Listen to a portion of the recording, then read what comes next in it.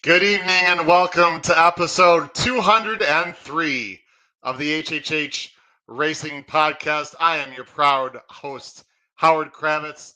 We're here tonight to recap the incredible, unbelievable, for many reasons, 2022 Breeders' Cup. Thank you very much for joining us tonight. Please make sure you subscribe on the bottom right-hand side of the screen.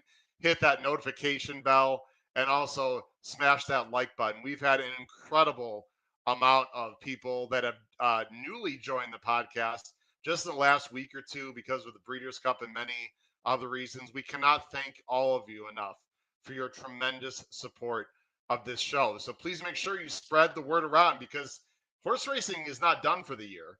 And it's certainly not done for this podcast for years to come. There's still a lot of big races that are going to be happening this year as well. So just because the Breeders' Cup is over, where are you going? Don't go anywhere. We have tremendous coverage going on still the rest of the year. You can, of course, listen to us on Spotify, Apple Podcasts, and Anchor. Of course, you can follow me there on Twitter, right? Where is it? Right there it is, right there, at H Kravitz.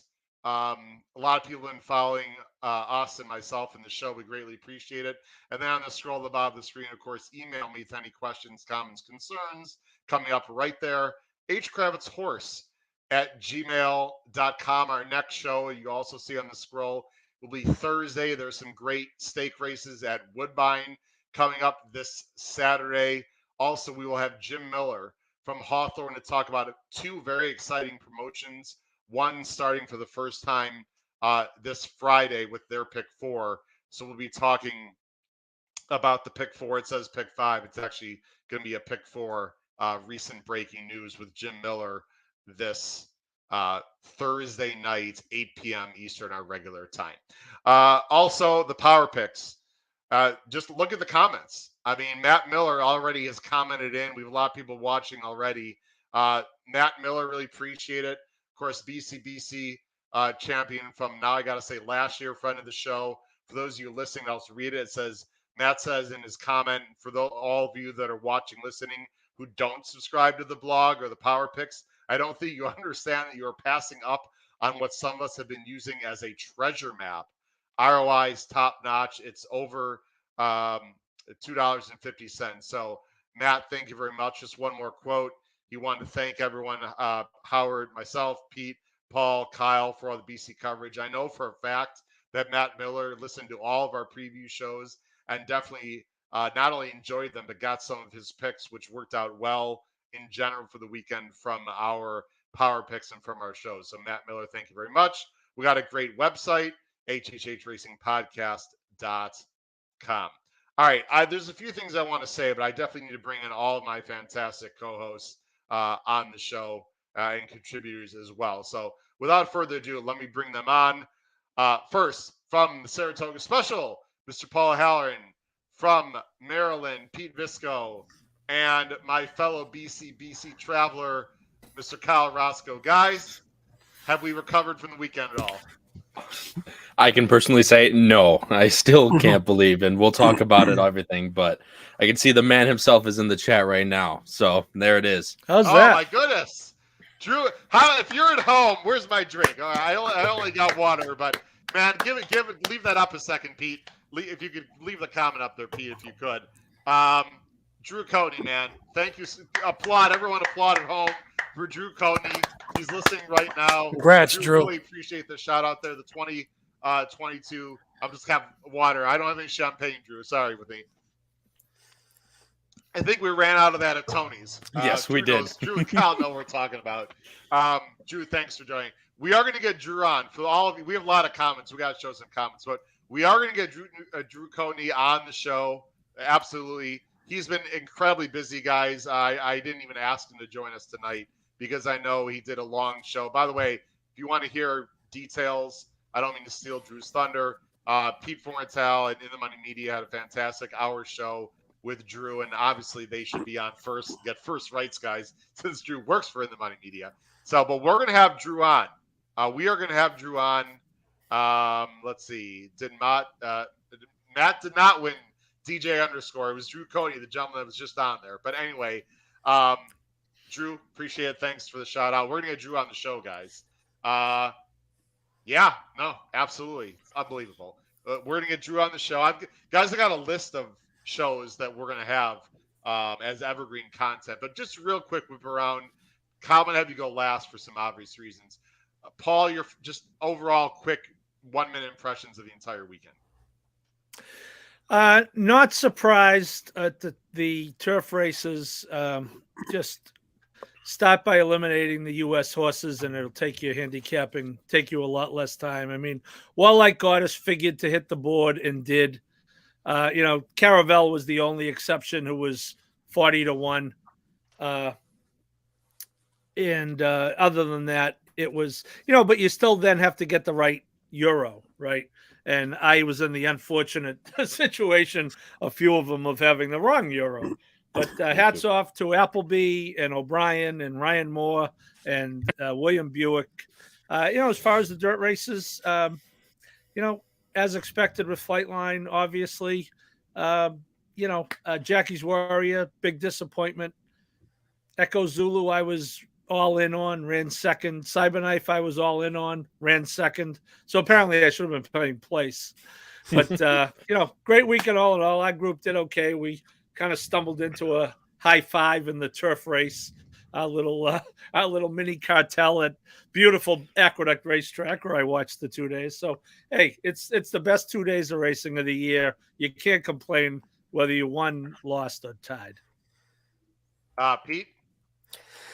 Yeah, I mostly agree with what Paul was saying. For my partner Mike, who was hanging with me at Laurel Racetrack on Saturday, the Breeders' Cup for us was buckets of beers and super high fives. That's my memory of this one. The rest is all gravy after that. So it was a great weekend, great races, but I was happy just being at the track. It was my first time actually at the track, aside from my birthday party, which was in sort of a private room, but it's my first time being at the track, mingling and spending the day since COVID started. So it was it was a fun day. I'm glad it was actually a half decently successful Breeders' Cup Saturday for me. So that's always a good thing, but we'll get to all that when we get to the races. Yeah, and we're going to talk about the race in a minute. I just sent a leak. This is the beauty of live shows, guys. Drew's been I didn't want to ask really Drew to come on tonight because he did an hour show with Pete. I'm sure he's exhausted, but this is the kind of mensch, this is the kind of guy he is. He just live right here said he'd come on, so I just sent him the link. He'll be popping on here in just a minute, folks. Kyle, I'm going to have him pop on first before we get into what That's fine. wanted to say. But Kyle, before we bring Drew on here in just a second, we'll just detour. Any quick thoughts on the racing, or I don't want you to talk about your experience yet, Kyle. Let's just focus on the racing itself for a second. Your thoughts? Yeah. And like I said, Davy Lane was a big part of it, but I'm very happy with the way that I crushed the Euros this year. Granted, they won every race, every turf race but one, and we'll get into that, I'm sure. But I'm very happy. Like I said, the point where I thought it could go south was Dramatized running a neck behind Mischief Magic. Paul said picking the wrong Euro. I don't think I'm a yeller, as Howard knows I can be, but I don't think I've ever yelled as loud as I did for Dramatized to just hold on one time at 13-1. It didn't happen, but that was the start of a good Friday for me and a pretty awful Saturday, but I brought it back in the last race, and obviously I didn't care, but we'll get into that shortly.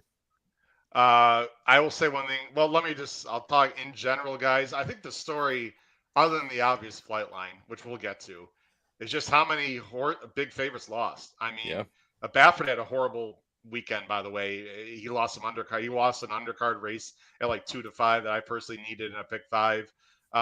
Although he did have a $2.3 million monster that opened the day. Guys, we got to bring him on, folks. I want to bring on right now. Right now, he's waiting backstage.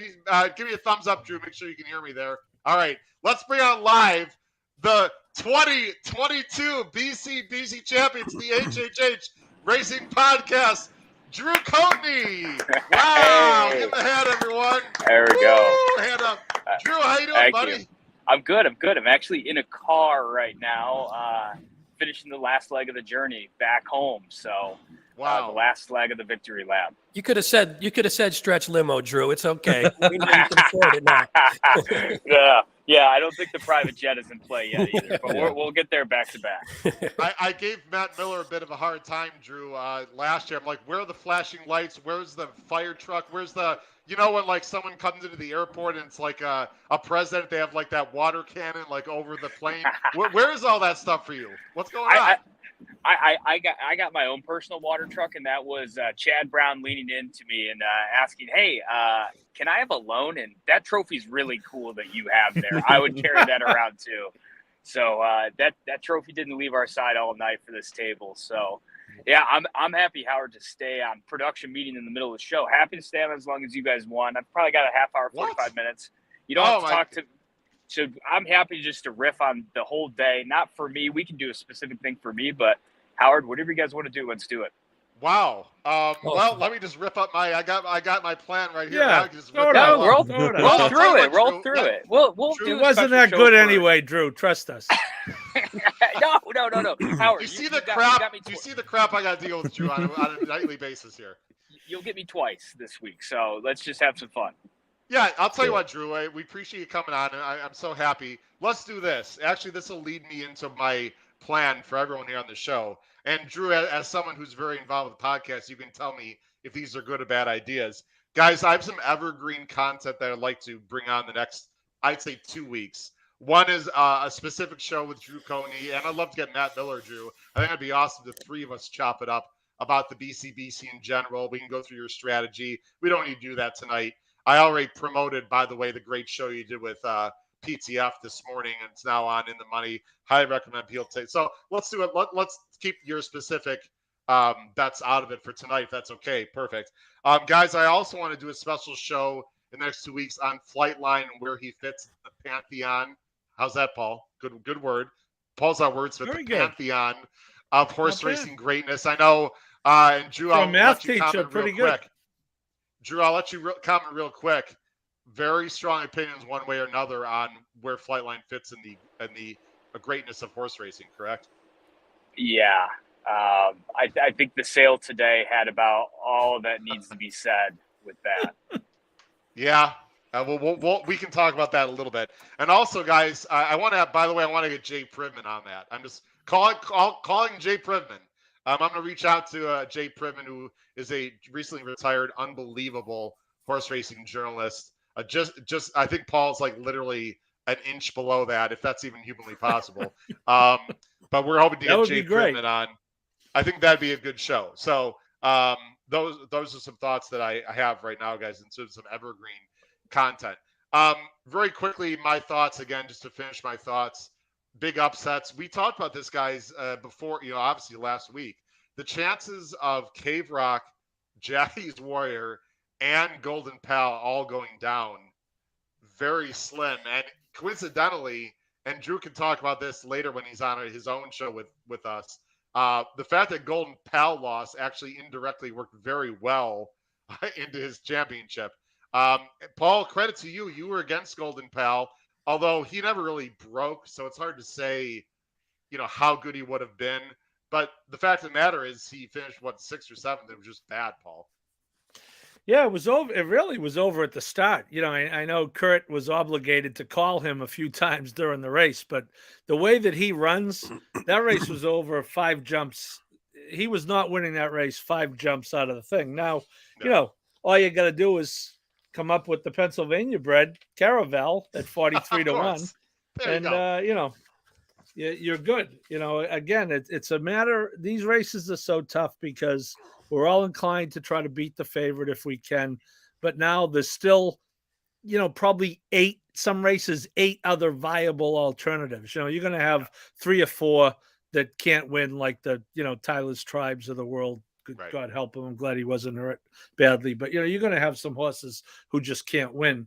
But, even Caravel, it's easy after the fact. But, it's 43 to 1. If Golden Pal's not in the race, Caravel's probably 12, 15 to 1. Yeah. Anyway, so Jackie's Warrior, I'm truly shocked at. I didn't see him losing, but what do I know? We'll get into the races. This is Drew. I'm so glad you're on because this feels a lot more meaningful what I'm about to say. That in fact you're actually on the show, which please I'll just Drew, please confirm this was not planned. I mean, I didn't know you would be in the car. I figured I'd get you on next time, right, Drew? To the people that are watching and listening. No. I was going to be in the car, and thankfully we have a quiet 2-year-old sleeping next to us. So okay. The opportunity was perfect. No. You're in my earpiece. So Okay. you're good. I know. By the way, the last name is Roscoe. That's an inside joke. He knows what that means. Anyway. Rashidio? I'm Yeah. with something else. Let me get serious for a moment, guys, and then we'll talk about the races. But I gotta get this off my chest. The time that I had and Kyle had was just absolutely tremendous. And Drew, of course, you were a big part of that, whether you'd won or not. I want to show a picture. I'm going to show 2 pictures. And Drew, you'll be fine with this. I'm not showing anything that's embarrassing or anything, because if I want to show something a little more embarrassing, you probably know where I'm going with that. I'd ask you permission, of course, first. But I want to show 2 pictures, guys, which sort of sums up really the whole weekend and the whole day. To me. So let me go ahead and that's not what I wanted. Sorry, gotta hit this. Yeah, and while you're doing that, Howard, and pulling them up, I think my whole point is just trying to pay it forward a little bit for all the camaraderie that was had. So I'll turn it back to you. No, thanks, Lyle. I'll put us on the bottom of the screen there. There you go. So this was Saturday before the races. We did this in the morning. We were like, let's just get some pictures out of the way. We got there first thing. For those people who don't know, this ugly dude right here is Kyle Roscoe. On the left, here's Matt Miller. I can say it now, Drew. This got to feel great to you, Drew. Last year's BCBC champ. This is another BCBC champ and friend, Brad Anderson. Then we have, of course, your lovely wife, Nancy, Drew. And here's Drew, and then myself here on the right. So that, of course, was Saturday morning. Then, how many hours later, Drew? 8, 9? I can't even know how many. 10? Whatever. I think we walked in at 9:30 and we're walking out around 8. So yeah. I think it was closer to 11. Drew, do you want to talk about this pick a little bit for everyone? If you can keep it together. I don't know if you've got any more emotions left, but. Well, I did choke up talking to Peter again this morning on the In the Money Players podcast. But this was a fantastic idea by Brad Anderson to run ahead and go find a spot to take a just absolutely epic picture. And this is in the clubhouse. And if anyone doesn't have a chance, I think Kenny Mayne tweeted this out, to take a quiet moment to go to the clubhouse. And it was funny. We walked in. I don't know if anyone remembers this. We walked in and there were like 2 drunk girls passed out on the couches. And I think they realized the ceremony that was happening and just like slowly escorted their friends out of there. And we just had this epic room to ourselves. And I think this just sums it up, of the support. And I mean, what horseplaying is all about is supporting one another through thick and thin. And this was a big one for us.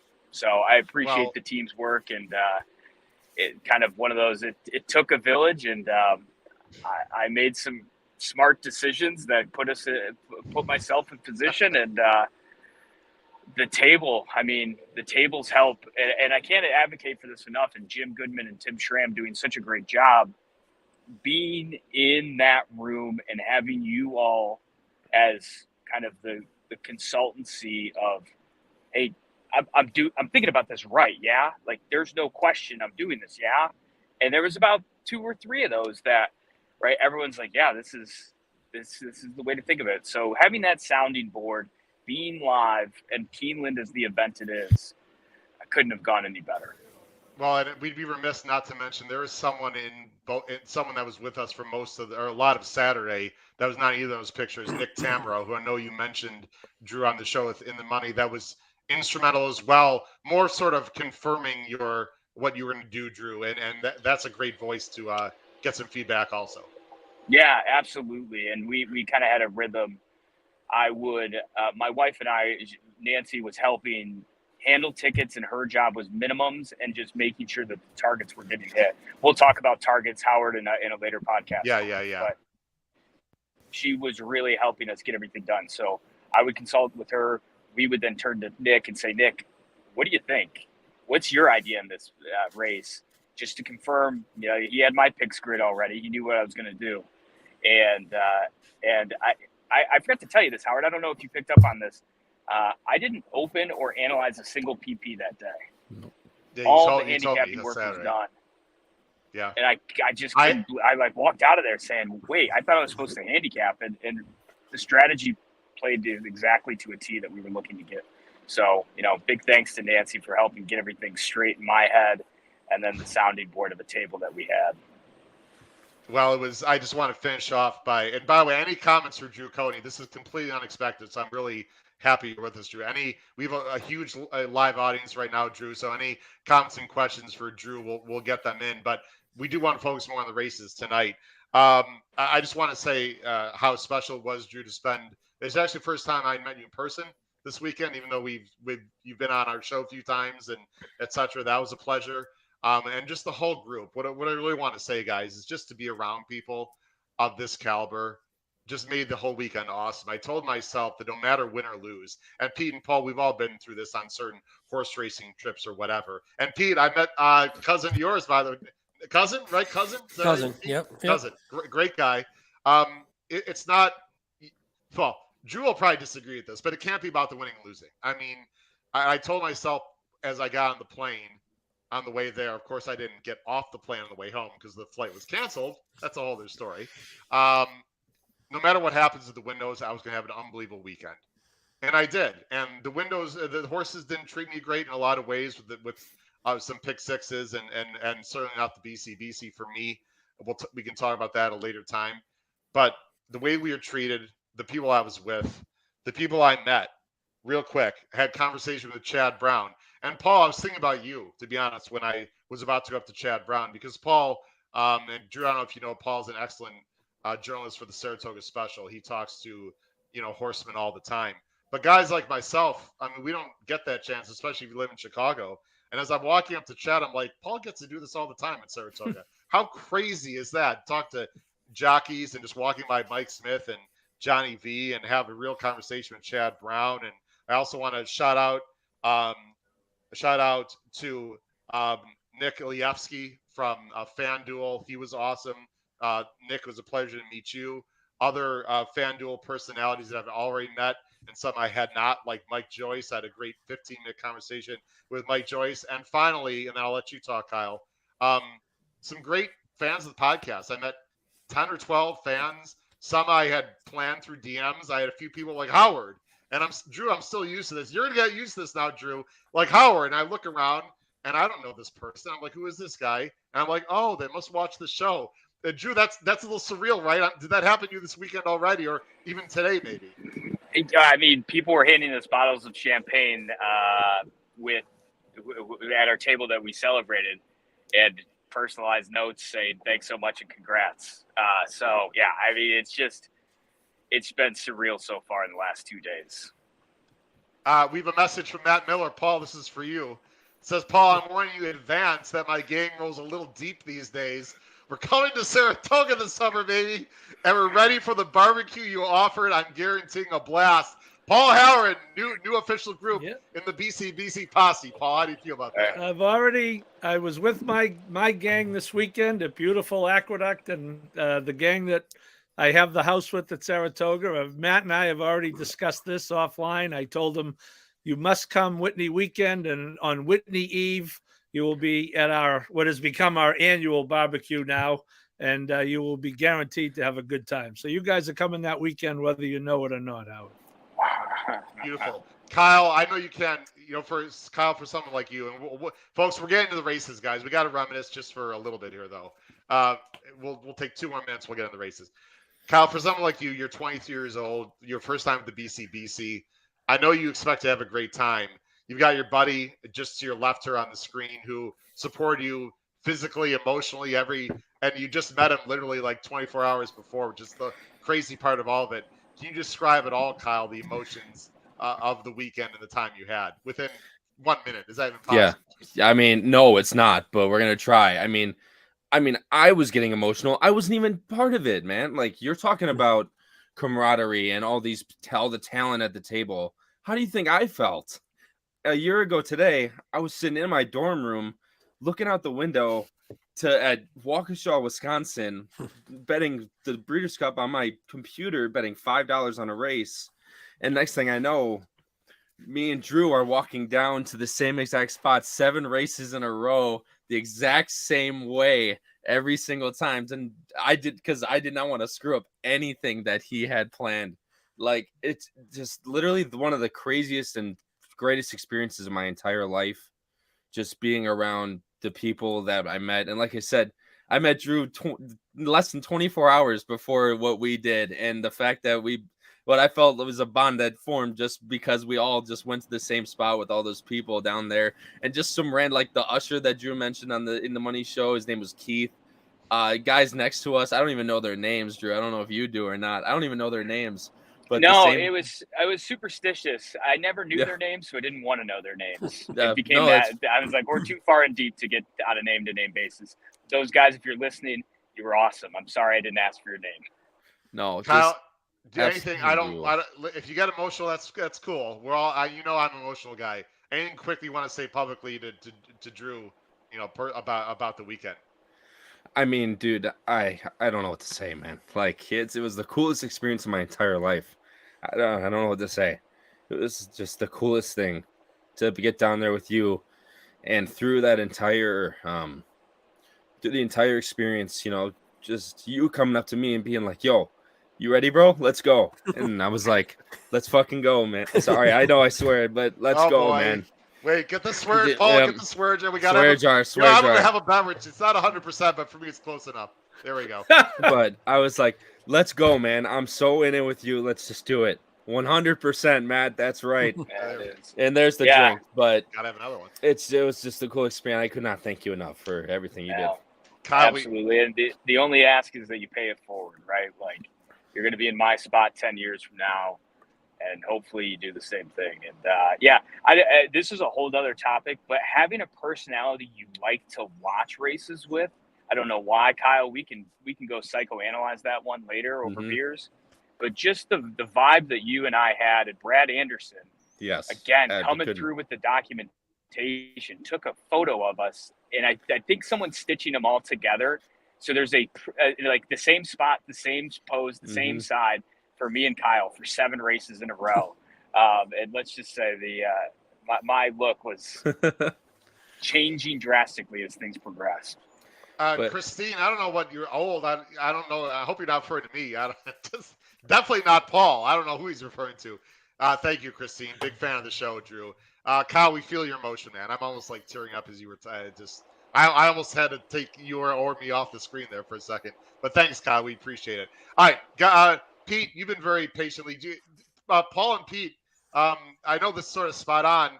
And again, I'd rather not get into details of BCBC, but any quick, I'll give you one question for Drew, and then we'll get on to the races. Anything you want to say personally, Peter, Paul? To Drew? Go ahead, Paul. Well, I do. Yeah, Howard, the journalist in me has to come out here. We can't have the BCBC champ on the show 48 hours after he bet a huge bet. We got to at least ask about the last bet, and maybe that could be the tease for the in-depth show, but we would be journalistically irresponsible if we had the advantage of having the champ on and not let him tell people what went into that last bet. So, Drew, tell us how much you had and what you did. Yeah. And what place you were in. Yeah, I was in first place. I had a $30,000 lead, and I had 9. We can talk about it as well. But Howard, you and I will go in depth in this, but 97,185 and some odd cents. And my whole goal, and I even called my dad on the way down, not a horse player, not a gambler, and I told him, hey, here's what I'm trying to do. It's a $100,000 wager on Flightline. It's a horse of a lifetime, and I'm going to be in a position to take a 2 to 5 shot and make it 9 to 2. And that opportunity is never going to happen, and I have to do it. And so having that kind of conviction early on was tremendously helpful in making decisions. And that's why I was saying, like, the program didn't come into play when we're looking at, okay, how do I take this money and make it as much as I can? And so the play I had to make was $97,185 on Flightline at 2 to 5. And yeah, I think the fascinating thing is the process. And you'll be able to see there's going to be a reaction video that the podcast will be releasing soon of just the raw emotions that happen. But you have to place those in $500 increments. So I don't know if anyone's ever submitted $97,185 in 500 increments, but it takes about 16 minutes of hitting repeat bet. And so I called Jonathan Kinchin and said, hey, man, like, you know, on the down low, don't tell anyone, you know, but here's what I'm doing. He said, man, just remember, like, I wanted to call my dad and he wasn't with us at this point. So just be thankful and give him a holler here for me, would you? And I mean, as you're sitting there putting all of this money that you just worked so hard for and could walk away with $97,185, knowing like this, am I sane? Is this the right thing to do? And as I said in the Players podcast, I would not advocate for doing this with a 5-to-1 shot in a maiden claiming N2L event in a contest. Like the circumstances were extremely different. You knew exactly what this horse was trying to do. You knew that as of today, right, $185 million this horse is valued. I think that's arguable at this point, but they wanted to win this race as badly as they could, and that's what we did. And I was able to smash him. I think Matt Bernier, what do you say, Kyle? What was this? I got to find it on the chat. It takes balls the size of grapefruits to make a bet like that. There you go. That's what he said. Pete, any just, I know this is sort of last second off the cuff here. Yeah. Quick question for Drew. No, actually, Drew indirectly just answered the question I was going to have. Did it make it a whole lot easier that it was Flightline, one of the maybe 3 greatest horses to ever live, as opposed to just a random favorite? Even if it was not a 5-to-1 shot, even if it was just, hey, this is just a 7-to-5, 8-to-5 shot, would you have even thought about it? Or was it just the fact that, hey, this is Flightline, he's as dominant as they come. If I lose because he loses, maybe I didn't deserve to win, kind of thing. Yeah, but I think the distaff answers that question and how I played that, where I had already wagered $50,000 Dutch to fading next. If next wins, I'm done. So it became math for me at that point. And, I mean, that was the strategy in the whole way. And I think just the emotions of it were the hardest thing to have to deal with. And I think if you ask the question, would I bet against Flightline in the situation? I think that's a really hard one to say. I would. I think Exactas and Tries would have been the answer. And I think Olympiad showed his ability. Shout out to Ellen J. Foxwood for that great run. And the overlay and price that we saw. I don't know exactly what it paid, but it paid handsomely. $17.87 for $1 was the exacta. Right. So you take $20,000 and that gets close. Well, we're going to, and Pete and Paul don't know this. In fact, most of the public doesn't know this. We'll talk about, Drew, whenever. We'll figure it out off camera when you're going to come on. But there was a very likely scenario, Drew, of you not winning this thing based on someone basically leaving the putt short, so to speak. That sort of you've no control over. But anyone out there, if you had Flightline 9-2, you're not willing to bet. Matt Miller said you should ask your wife about the exacta. Yeah. How you don't know Nancy, that. Yeah, what did the exacta pay, Nancy? Do you know? Well, I put $100 in. She's calculating. So yeah, she's saying 18-1 roughly. Yeah, that's basically what it was. Hi, Nancy. Tell her we all say hello, by the way. Everyone says hello from the live ethers of YouTube. Anyway, here's what we're gonna do, guys. Again, congratulations. We'll have Drew on. I want any questions for Drew. Let's try to keep them to the races that the results here, because we're 35 minutes in. We haven't talked about the races, but obviously we got detour a little bit. Here's what we're gonna do, guys. I'm just gonna make a decision here. Some races we're not really gonna talk about. I'll show the chart. We'll do literally a 5-second whip around. Other races we'll talk a little bit more. We were planning on going until about 9:15 this evening. So I'm going to go ahead and bring up. I think that's really all I wanted to say in general. Let's go ahead and bring up the charts here. We're going to start in order from Friday. Breeders' Cup, Juvenile Turf. This will be just a quick whip around, guys, because frankly, I think we had to give Drew his props there. And Drew, feel free to chime in. Let me go ahead and bring it up right now here. This is let's talk about the juvenile here. I'm going to make this bigger so everyone can see it, including Drew, who probably can't see things great here. There you go. You see on the top, Mischief Magic, one of the few horses that Davy Lane didn't love. And by the way, I got to say this, guys. I'm sorry. If you watch a show, Davy Lane absolutely crushed the Euros, guys. So congrats and shout out to Davy Lane. Got a lot of props, and we all had plenty of nice winners and opinions too. But Davy said, I think it may be six out of the 7 the Euros will win. What happened? 6 out of 7 the Euros won. So shout out to Davy Lane. I guess there's two main thoughts there on this race. Pete, I'll let you go first.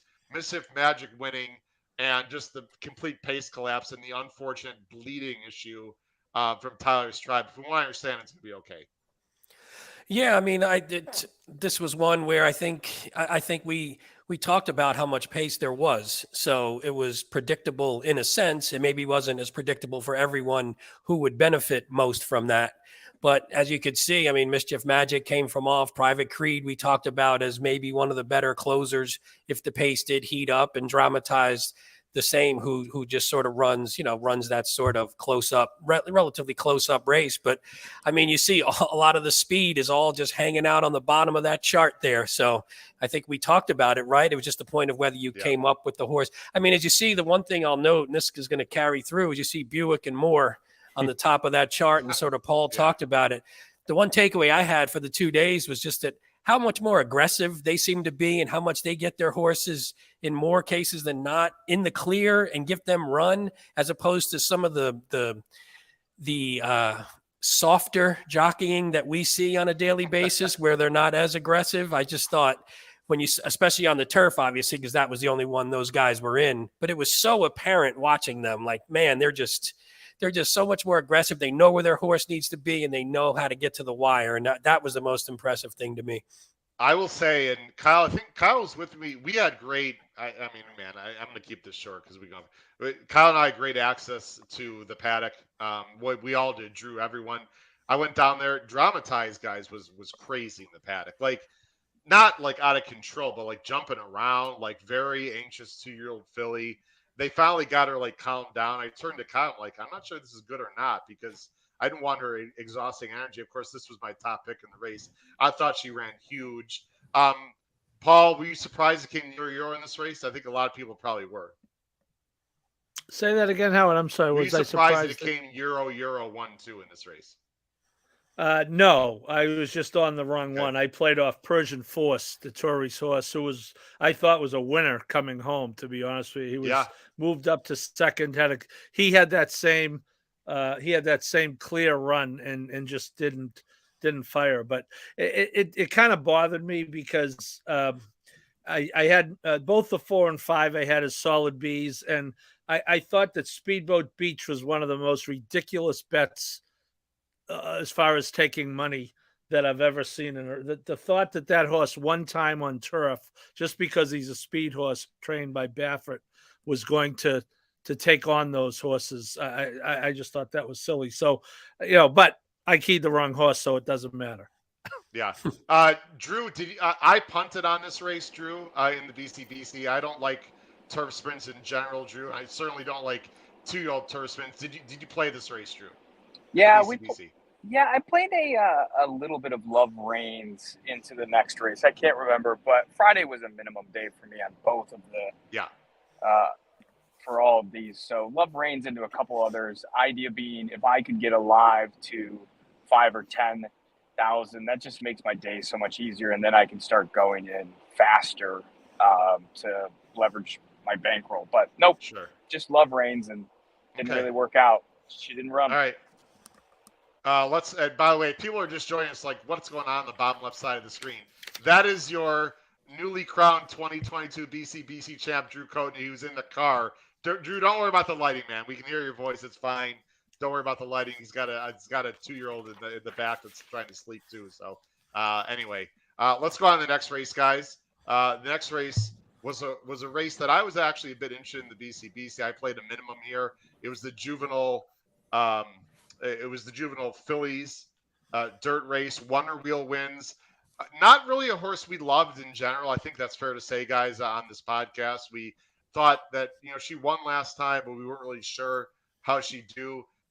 Kyle, inexplicably enough, Wonder Wheel didn't break great and actually closed. One of the few horses that actually won on the dirt coming from behind all weekend, only getting an A3 buyer. I think it's fair to say it was a pretty weak race. Yeah, and like I said, that buyer kind of tells the story of everything. Like, and just a little bit of insight into my bets as well. I know I had Chop on top in the power picks and everything, but the way the track was just playing, that the way that our table noticed was it was so much better to be forwardly placed on the dirt. So I actually played Wonder Wheel and Raging Sea into the Meditate, which we'll talk about next race, because I thought they'd be forwardly placed, and then Wonder Wheel breaks horrible, comes from the back, and closes like a train anyway. So it's, sometimes, like I said earlier, it's better to be lucky than good. But yeah, I mean, Tyler, great ride by Tyler after breaking slow, and Wonder Wheel kind of showed. Granted, it was a slow race, but she showed that she is the real deal and can beat a bunch of horses. Guys, I think what we'll do on time purposes is I probably won't go to each one of you. I'll just randomly pick you guys, and if you have something you want to say, just pipe up, say Howard, blah blah blah. We'll just do that. Pete, two horses that came second, third. We talked about in the show. Leave No Trace, which I think you and I, all of us were sort of going. Some liked, some didn't. Really ran very well from a wide post. And Raging Sea, Pratt really did everything that he could from a 14 hole. He did run, she. Gosh darn it! Have a drink, everyone. Cheers. That's another one, Drew. If she's wrong gender, Drew, it's a drink on this show. We've increased our drinking games, Drew, for better or worse on this show. I love it. I can't afford to be have any more drinks, but yeah, soon to. No, that's cool. Pete, Raging Sea ran huge, but just didn't quite get the job done on the 14 hole. Yeah, not to belabor it too much, but I know you and I at least had her as our top choice until she got the 14 holes. So that and I know I'm not a huge post person, but you could tell that wasn't one to maybe key after being stuck out there. And then Leave No Trace, Leave No Trace was weird because we thought she'd have to leave, and she did, and she was up pressing the pace and just sort of held longer because a lot of the other pace, it never really took shape like we thought. I think this was another one we thought there could be a little bit more pace, and it didn't necessarily take the shape that maybe we thought. And she just ran a beautiful race. I mean, she hung on on fantastically. She ran well. By the way, you got new, let's see, Shanika Brown. Love when you have our female viewers. Shanika Brown, talked about Flightline here and second place. But Shanika, thank you very much for joining the show. We'd love to have our new viewers here. We got Lon Garfield. Lon, what's up, buddy? Appreciate you joining the show tonight as well. Kyle threw a shout out. Anything else we want to move? Full disclosure, this all comes out public, by the way. I liked Atomically. I had a win bet on Atomically. I think doubles with Atomically, and I also played my try, Paul. My famous, not my famous, but the bet I like most, which is put Atomically in all three spots. Just minimum bets. Obviously didn't work out. I thought she got a decent trip. She just didn't fire late. Anyway, any quick thoughts? Drew, anything you want to add real quick before we move on from this race?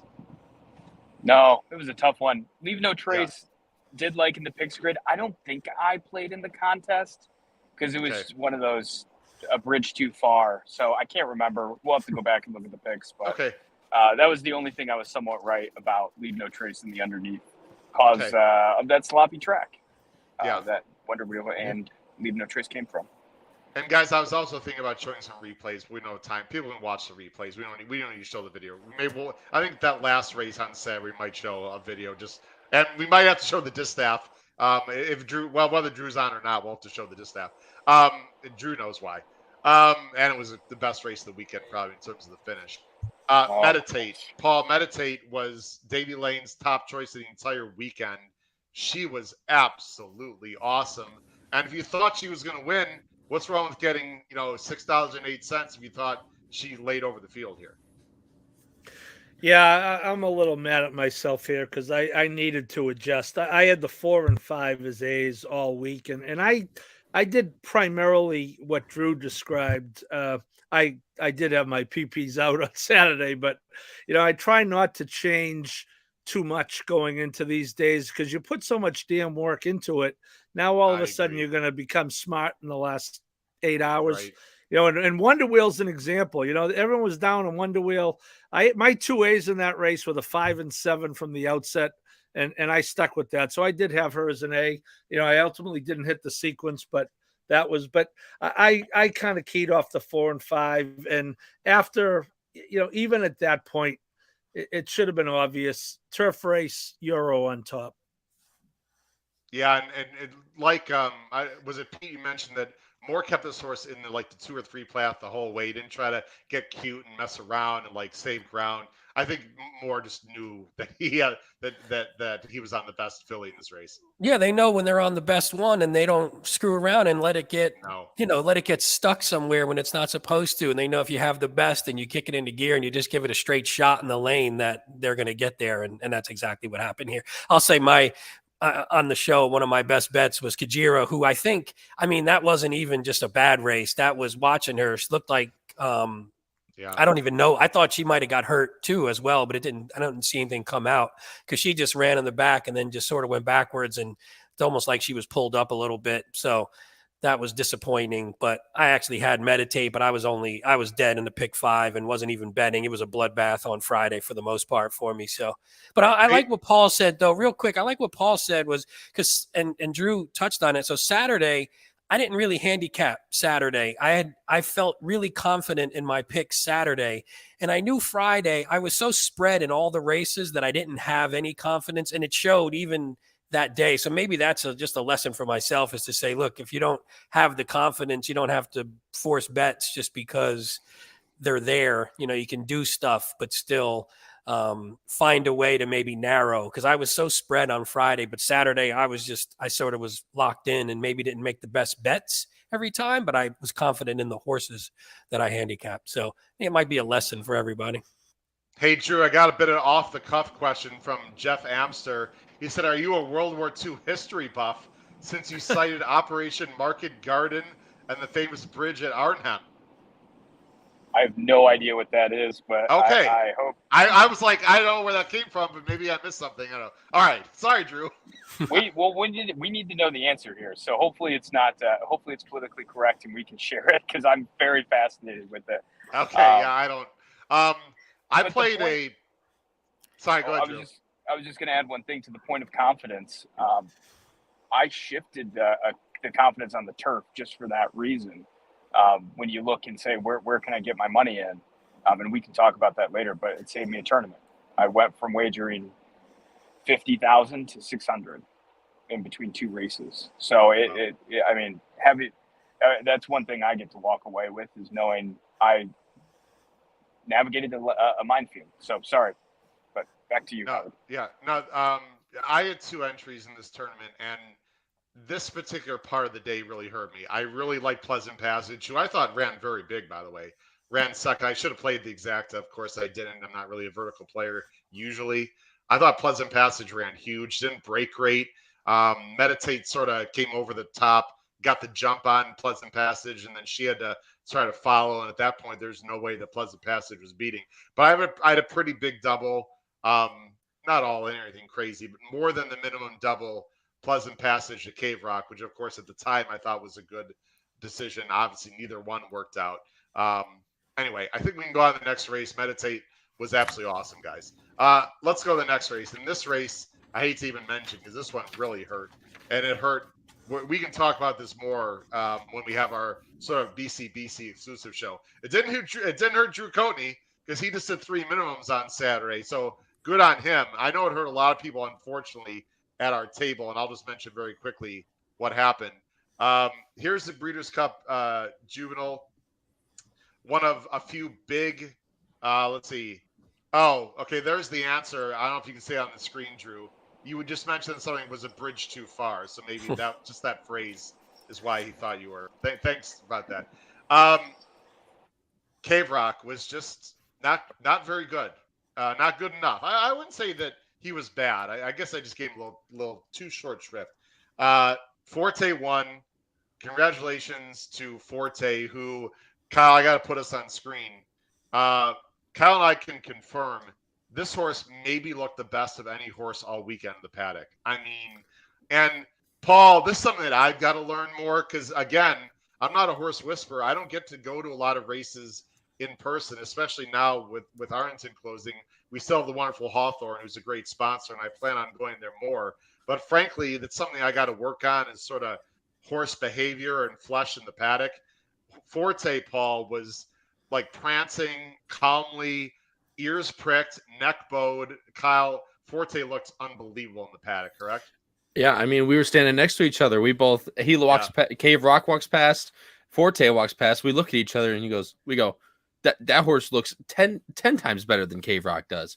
But, and like I said, better or worse, we stick with our guns, and obviously we get beat. But, I wouldn't have wavered. I know we talked about this as well. I was not going to waver off of Cave Rock just because of that. But it definitely is a good thing to say that Forte looked amazing in the paddock. Hey, Howard, real quick. Paul, were you listening to the broadcast when were you listening to it live before this race? I was listening to the TVG FanDuel broadcast. Oh, okay. So no, because I guess whatever the stream was, right when they were going into the gate, I forget who it was. I forget, there was a couple. Oh, they were ladies. negative. They were all. I mean, it was a little too late, unfortunately, because they were basically loading into the gate. You know who it was? It was Michelle Yu. It was Michelle Yu. That's who it was, and they were basically killing Cave Rock. He said he was warm in the paddock and didn't bet get against much him. better on the track. Yep. And like he would be a complete bet against. But I'm like, yeah, well, it's a hard thing to tell me when when we're 8 seconds before the race is supposed to start. That would have been nice to know about 10 minutes earlier. But so, guys, I decided this show is clearly not about me. It's about everyone here. But I think this point in particular should be mentioned. And we have to be honest with people on this show. I was very big on Cave Rock, and I loved Victoria Road as a price. I had 2 entries, and I was all in on one entry for about, at that point, it was about $4,000. Cave Rock to Victoria Road. If that had come in, guys, Drew, you better look out, because next time I'm coming for you, buddy. If that had come out, if that had come in, would about 25 grand. And my goal, Drew, my goal on one entry was to get to about 25 grand at the end of the first day. My other entry, I just played minimum. So I was right with you, Drew, on one of my entries. Matt Miller was all in with Cave Rock, ended his first BCBC entry. Paul and Pete and Kyle knows this. The Cave Rock loss cost our wonderful group of people, what, Drew? I think we calculated about 75 grand with all of our doubles and all-ins. Drew, something crazy. Yeah, I got the text because I split off from you all, but I got the text from what you all had on Cave Rock, and yeah, this is I guess a chink in my handicapping, is I like to be contrarian, and we'll get to modern games and how this podcast shaped my view of modern games, because I took a stand against back in Woodbine Mile, and that was a mistake. But I knew a lot of people were all in Cave Rock Silver Knot. And I just thought that's not going to give me any advantage to have that. So let's play the minimums, keep moving, because 2-year-olds are volatile. Yep. And Matt Bernier talked about on this show that he said, you got to be careful in the BCBC. A lot of people are going to make strong moves on these big favorites, and that may or may not work out well for them. And of course, he was probably correct. Real quick about the race, guys. Paul, I thought we talked about this on the post position show. Remember, Paul, we bantered back and forth about Hurricane J on the rail. I don't think this was as much about Hurricane J as it turned out, as much as Cave Rock not breaking. He broke a step slow. Juan Hernandez had to rush up, and I looked over to Kyle. I think Kyle, we were watching this race there. I can't remember, but I said, once Talmo decided to fight a little bit on the end of the first turn, and K-Rock didn't clear, I knew I was in trouble. Paul. Yeah, I think Hurricane J, made him run just fast enough. It didn't help. And we were talking about that, the guys I was with too. And look, I fully thought Cave Rock was the most likely winner, but when I heard people talking about Cave Rock as a likely winner and Flightline in the same breath, and I just thought that was frankly silly. You're dealing with a 2-year-old who if you're going to have those type of issues out on the track in the paddock, there's a much better chance of having them as a 2-year-old. Horse shipping for the first time, weather, et cetera, et cetera. But, no excuse. I wasn't big on Fort, I guess it's pronounced. I ironically, Howard, got on.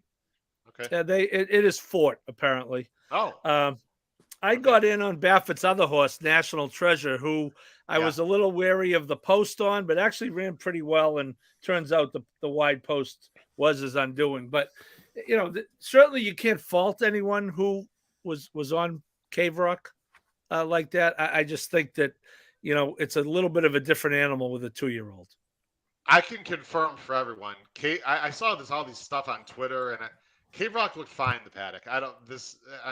Like I said, I'm not a horse whisperer, but I know horse flesh pretty well. Kyle, we didn't see he wasn't rambunctious. He wasn't he was calm, but I thought he looked fine. He wasn't overly physically imposing, I'll say that, but he looked fine. If I really thought he was that negative, I might have changed my pick, Kyle. I don't know. I'm sure on the track he might have been that way, but we didn't get that advantage to see that. Right. Yeah, we were obviously in the room. He could have been even because so for people at home where we were sitting, where the BCBC was so grateful. We were very grateful to have that great access.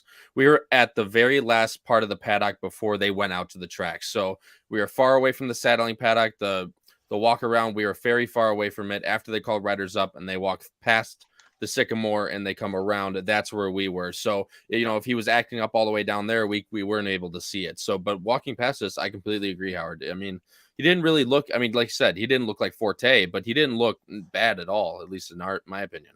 Well, Christine said he started losing the tunnel. Okay. It was also very windy, Paul, and I talked about this with a few people Friday as we were there. That might affect the 2-year-old. The wind can definitely sort of freak out the horses a little bit. So that was a little bit of and K-Rock is very high strung. I knew that for a fact too. Whatever. Anyway, we're gonna move on. It didn't work out. Congratulations to Fort for winning. National Treasure third. My top choice, Blazing Sevens, ran okay. Frankly, I was a little bit disappointed. Ran fourth. Last race of the day on Friday. Then we're gonna move on, guys. Obviously, we got a bunch to talk about. We're gonna skip around on Saturday, or maybe we'll just go longer because that's how we roll on the show. I hope no one has anywhere to go. This one I was really happy about, but sort of sick to my stomach too. Victoria Road, shout out to Davy Lane. I'm going to give myself a quick pat on the back also, my top choice. And I was really wrong on many other races. So listen, I was bad in the Breeders' Cup betting challenge. I have to say it like it is. Victoria Road, I really liked. Tremendous ride. Ride, saved all the ground.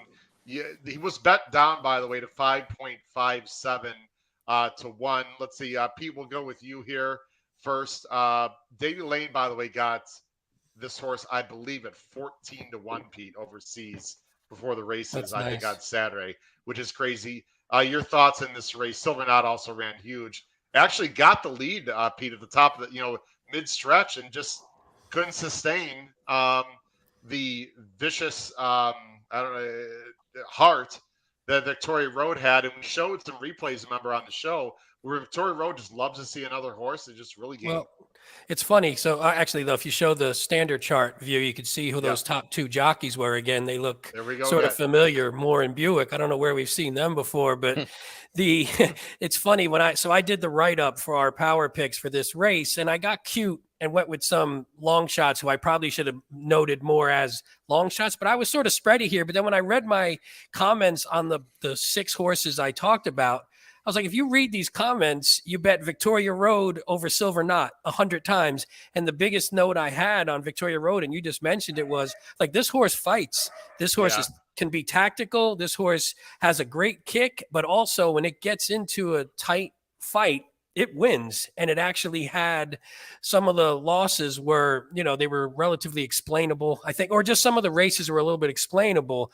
So I thought this one was, easily could have been the top choice and was just on par with Silver Knot. So getting him at 5.5 or almost 6 to 1 is fantastic. How about Mo Stash, a horse we talked a little about on the show, Pete? I would have liked this horse I thought this horse was a serious factor in the Judo Turf Sprint if he went there based on his last race. Finishes a big 4th. Battle of Normandy we mentioned on the show is I know Jason Blue liked that horse fifth. I like that horse. Just had a tough one. Yeah, a tough trip there. It wasn't close enough. Sorry, but go ahead. No. Paul, any quick thoughts on this race when we move on? No, I actually bet Victoria Road, Howard. So in a rare moment of clarity, I did. I had the exacta, but I also had pretty good exactas with the third and fourth horses who were 40-1 and 51-1, whom I would have much preferred over the 8-5 Silver Knot, quite frankly. Yeah, but I think I would say you mentioned it more. Buick in the race just said, okay, I'm going to sit on the rail, and if it opens, it opens. It doesn't, it doesn't. But he was committed to that. Moore really had to wind his, if you watch it, he had in the middle of the stretch, had to make a decision, and there was a needle for him to thread, and he was able to do it. And then even with Buick saving a little ground by staying on the rail, Moore had enough to come get him at the end. I thought it was a phenomenal race. I really do. I mean, the buyer only came back 86, but it felt stronger to me. I don't know what you guys felt. Maybe because it was the closest of the finish. Let's face it, guys. The American turf horses, 2-year-olds, not very good. I mean, I don't know how to say it any other way. I mean, if they were that good, we spent all this time, like you said, Pete, analyzing back and forth. Let's watch the replays of the prep at Keeneland, of the prep at Belmont. When the Euros show up, it didn't matter. And I want to say one other thing. We'll go on to Saturday.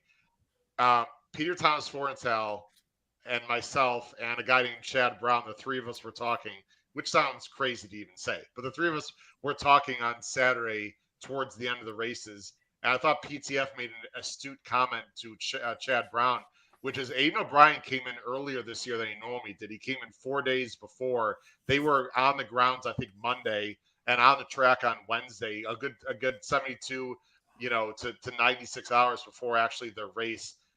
I think that helped them a little bit. I would not be surprised if that happens, especially a place like San Anita, guys, next year where it can be a lot warmer. So hats off to the Euro.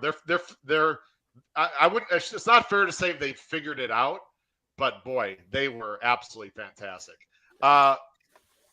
Quick, someone want to say something? No, I was just gonna say, as Drew, obviously, I think Drew's doing stuff right now. But as Drew looked to us, like after the first Euro won the race, he goes, the Euros. I'm calling it right now. The Euros came to play this year. Usually, they bring their B string, C string, whatever they do. He was like, nah, they're coming to play this year, and obviously, they won every race but one.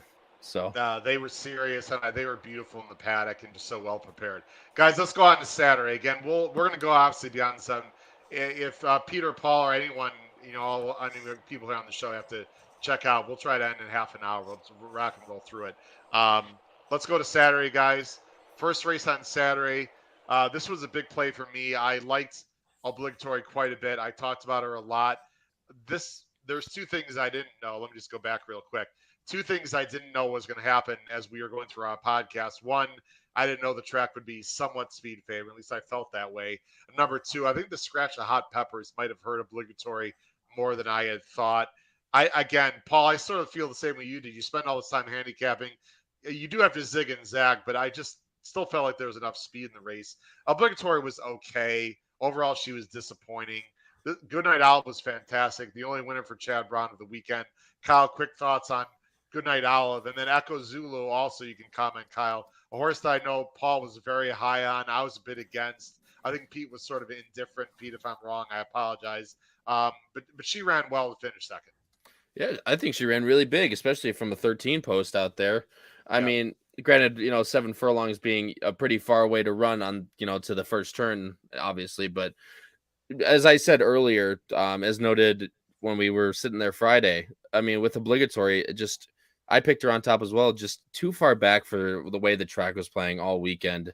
I mean, she was she was at least, she was last probably 10, 15 lengths back at the the half mile pole. Yeah. So you're just not gonna, especially on this track this weekend, you just weren't gonna win from there. I think she put in a good run for 5th, but yeah, I mean, CC even ran well. Wicked Halo, who ran 2 weeks ago, Gunnight that we took earlier, she ran really well. But I mean, Goodnight Olive with IRAD perfect ride, perfect trip, and just exploded at the top. Drew, you're back on real quick. Again, I want to save your BCBC overall combo, but this is another race that I believe you sat out, or you played a minimum. I can't remember, Drew. Sorry. No, I sat out. And yeah, if I Sat jump it off out. camera, I'm still here. I'm still floating around. I'm just Yeah, no, I know. Yep. You sat this one out. I did. Why did you sit this one out? And then we'll move on. It was kind of Nancy had me actually give a letter grade because she was doing her own gambling as well on the side to this race. I think I gave it like a D as in a dog. Like, not that these are dogs by any means, but like they're all great horses. It was just, Goodnight Olive had a lot of knocks of, who did this horse really pass when stalking the speeds last out? So this was an easy pass one for me. And okay. Yeah. All right. Well, there you go. That's simple. Anyone have a thought before? I was just going to go ahead and move on. Well, Paul, we should let you talk about Echo Zulu. Ran well, got the sort of trip I thought, which is sort of a wide trip. No real excuses. Ran just fine for second, maybe better than fine.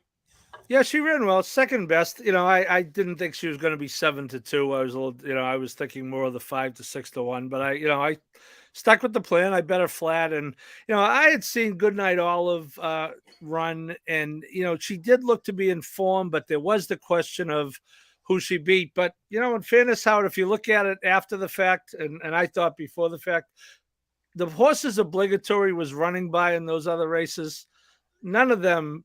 She wasn't running by horses like Goodnight Olive and Echo Zulu.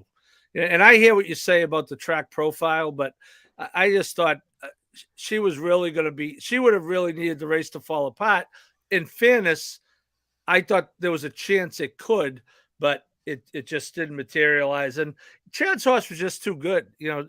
I thought Echo Zulu, who I played, I got no complaints. I thought she ran very well, even from the wide post. He had her in position. She was just the second best horse. Any thoughts from anyone else on this race? No, I'll just say this was the first ticket I cashed of the weekend, so I was just happy to get. Beautiful. I had the triple. So it was the first one to get. It was just nice to get one in the books. But you look at it and go, Goodnight Olive, I think maybe we just slept on a little bit because she just basically beats the crap out of every field she faces. So, I mean, there's not really a knock against her in the end. She beats whoever's in the race with her, and she does it every single time, and they're not usually that close. Yeah, Goodnight Olive, by the way, is another one, Pete, that looked really good in the paddock. Yes. I was indecisive with her, throughout the week because she got such a dream trip last time, but she was in such good form too, and so and she was bet like it too. She was bet like a horse that was going to. That was one that I actually played after it looked good in the paddock. I placed a backup bet and I hit the exacta like Pete did, so it was actually it worked out well. So again, all these plays, all the BCBC plays, by the way, will be public knowledge. I think about a week. I don't know how long. Mm-hmm. Shout out, by the way, to Jim Goodman. Unbelievable job. Tim Schramm, the people that run the BCBC. All the picks will come out, of course, including mine. I played a pretty big double with Obligatory to why am I drawing a blank? To Golden Pal, which I felt good about. It wasn't an all-in play, but I mean, it was pretty big. And I on my one entry left at that point, of course, neither one of them worked out. That's freaking horse racing. That's the way it goes. Guys, I don't even know what to say here of this race. I mean, look at the prices up top. Paul, you just chime in real quick. Golden Pal, obviously we didn't see his best. He didn't break at all. Was just awful all the way. Never looked like a winner at any point. Carol shot for the lead. Emirati Anna was actually a horse that I bet in last year's Breeders' Cup Juvenile Turf. Ran real well. Creative Force. Euros finished 2, 3, 4, 6, 7 is just incredible to me, Paul. Yeah, and as much as I've been talking about trying to beat Golden Pal, for weeks, I looked at the race and I said, okay, well, someone has to beat him. And I know Jay, there's been a lot of talk about this. There's did the assistant starter hold on to her an extra second? You guys can watch the replay, the head on, and judge for yourself. The horse just completely missed his break. It didn't. He wasn't being held back. I know the Oliver Stones out there want to make something of it. The horse went off at 6-5 and missed his break. And when he doesn't break, he can't win. And again, I used him. I used him as a straight A. My primary backup in the race My primary alternate, otherwise, was Highfield Princess, who ran fourth. And the story here was you had to have a Euro, but it had to be trained by Appleby or O'Brien and ridden by Moore or Buick, so that didn't qualify in that case. I'm gonna sound like a complete knucklehead here, but I had no idea of this starter issue. This is literally the first time I'm hearing about it. Yeah, it's Again, been I've been going so around busy, social guys. media. Yeah. Okay, whatever. Yeah, it's you look at the head on, and it looked like the assistant starter might have been a half a beat slow and letting go of the reins. But for those who haven't been up close with thoroughbreds, let me tell you something. When that gate opens, if the horse wants to go, 185-pound man holding the rein is not going to prevent him from going. I can assure you of that. It's a physics issue. Now, again, it's not ideal, but people can watch it. The horse was a favorite who got beat. I think it's that simple. Pete, I don't know where I thought Highfield Princess, by the way, got a pretty good trip. She broke fine. She was a little in between. She got slightly shuffled back. Pete, at the top of the stretch, I really thought she had no excuses to win the race. Highfield Princess, to me. No, I thought she got a good enough trip for sure. This is actually funny story. So I was in a training class for my dog during this race, and we were Hold on, we got to go. Go ahead. Yeah, Tell yeah. your story. So, we got to bring you on full screen. So we were walking out to the parking lot, and I take my phone out to watch the race, and I get the race probably halfway through, had started, and I'm like, where the fuck is Golden Pal? Why is he so far back? So I had no idea that he missed a break. I didn't know what was happening. I'm like, well, that's no good. And then, but I had played against him. I didn't play him as an A in my pick 5. I had Creative Force, who at least once I saw Golden Pal out, Creative Force was rolling, but was just a little too far back and couldn't get there. So that's who I was rooting for. But yeah, I thought Highfield Princess got a trip. I don't think she was good enough on that day. And Caravel did what she had to do, and Emirati Anna. Actually, I heard a few different. Maybe Nick Luck talked about Emirati Anna on his In the Money show that he does, where he goes over it. And I don't recall if Davey did it all as well, but I thought I heard in a couple places, it might have been some other place, about Emirati Anna running big, and she definitely did. By the way, I'm just thinking about this as you're talking about previous podcasts. I didn't listen to a lot of other podcasts just because I didn't want to get that stinking thinking and paralysis by analysis. Nick Tamro, that was the first time I had seen him in person in several years, and I spent the most time I'd ever spent with Nick Tamro. What a sweetheart of a guy. I already knew that, of course, but just shout out to Nick Tamro personally on what a great guy he was. Absolutely. We talked about a lot of things. Breaking news, Drew Coatney has not permanently left the show. He is getting gas right now. So Drew will be back to let everyone know. And he's paying cash. Yeah. In thousands, Paul? Do they take thousands at Exxon or wherever he's probably he's in the rare person who can afford the gas. Maybe when is the Powerball, guys? The next one? I know Tonight. Maybe. Oh, is it too late to get a ticket for? Maybe he's getting a ticket, guys. I don't know. Okay. Tell Drew to grab us about 50. Yeah, Drew. Howard, I would make one quick point. We talk a lot on the show about ABC versus Caveman. Yeah. And this is actually the example, a good example. I in no way would think Caravel had an equal shot to win this race as Golden Pal or Highfield Princess. But I did have Caravel as a C, because I did not think he was without a chance. And that's what had us alive to Jackie's Warrior. You go through it. Now you get all A's. You get A. So you start it with, you get a second leg $87 winner. And now you're like, geez, you know what? And I think we're only like 2 or 3 A's the next 2 legs. I said, if we could maneuver this minefield, now, okay, we're singled at the end, but we're singled to what I thought was the most likely winner of the 2 days, including White Line. So the bad news is we didn't hit it. But the good news is it's why you got to play ABC, because you'd never be alive in a Caveman with Caravel. Well, Paul, the guy I was with at Laurel, he did a small ticket, hit the all button in this race, and was live to Jackie's Warrior also. So he hit the all button, and when you hit the all button, that's all you hope for is for, normally when I hit the all button, the even money shot somehow wins, but you get that 40-1 shot, and then Jackie's sort of took that away. Onder, okay. I hope you are okay, Onder. Sorry about Ooh. that, buddy. That's a tough one. I know Drew. Drew, can you hear us? Are you there, Drew? Yeah, I'm back. Okay. It's in the dark. This is the craziest. Man, this is dedication, Drew. Drew, we gotta get if you're done getting. By the way, can you buy us some Powerball tickets, Drew? The way you're rolling right now. I heard that. I was already in the car, unfortunately. I'll take for you 20 all. bucks worth. Pete, how Okay. much? You? Yeah. No, Place 20 your orders. around. 20 around. We've got a knee jerk syndicate right now. We've got $100 together here, Drew, for a Powerball. Oh my gosh. Drew, the next race is a horse that I don't know if you don't have to come on camera, Drew. We can hear you. All right, are you okay to talk for a minute, Drew, right now? Yeah, no, I'm good to talk. Just camera now is off for the little guy so we can sleep. But we're good. No problem. That's fine. We can hear you. Next race, Drew, is the beginning of your journey. And again, we'll talk about you can just real quick. The mile, the dirt mile. Here's the result. Cody's Wish, and Paul. I'm just gonna let you and Drew talk, Paul. No disrespect, guys, because they have the biggest sort of insight into this race. Paul, because of his journalistic expertise in this story on Cody Dorman, and then Drew, because Drew, this started the incredible BCBC run. You were down to, 35, whatever you were down to. I think you still had your minimums, I believe. You were down to 5,700 or whatever, and this began the incredible run with Cody's Wish, just edging out Cyberknife in the dirt mile.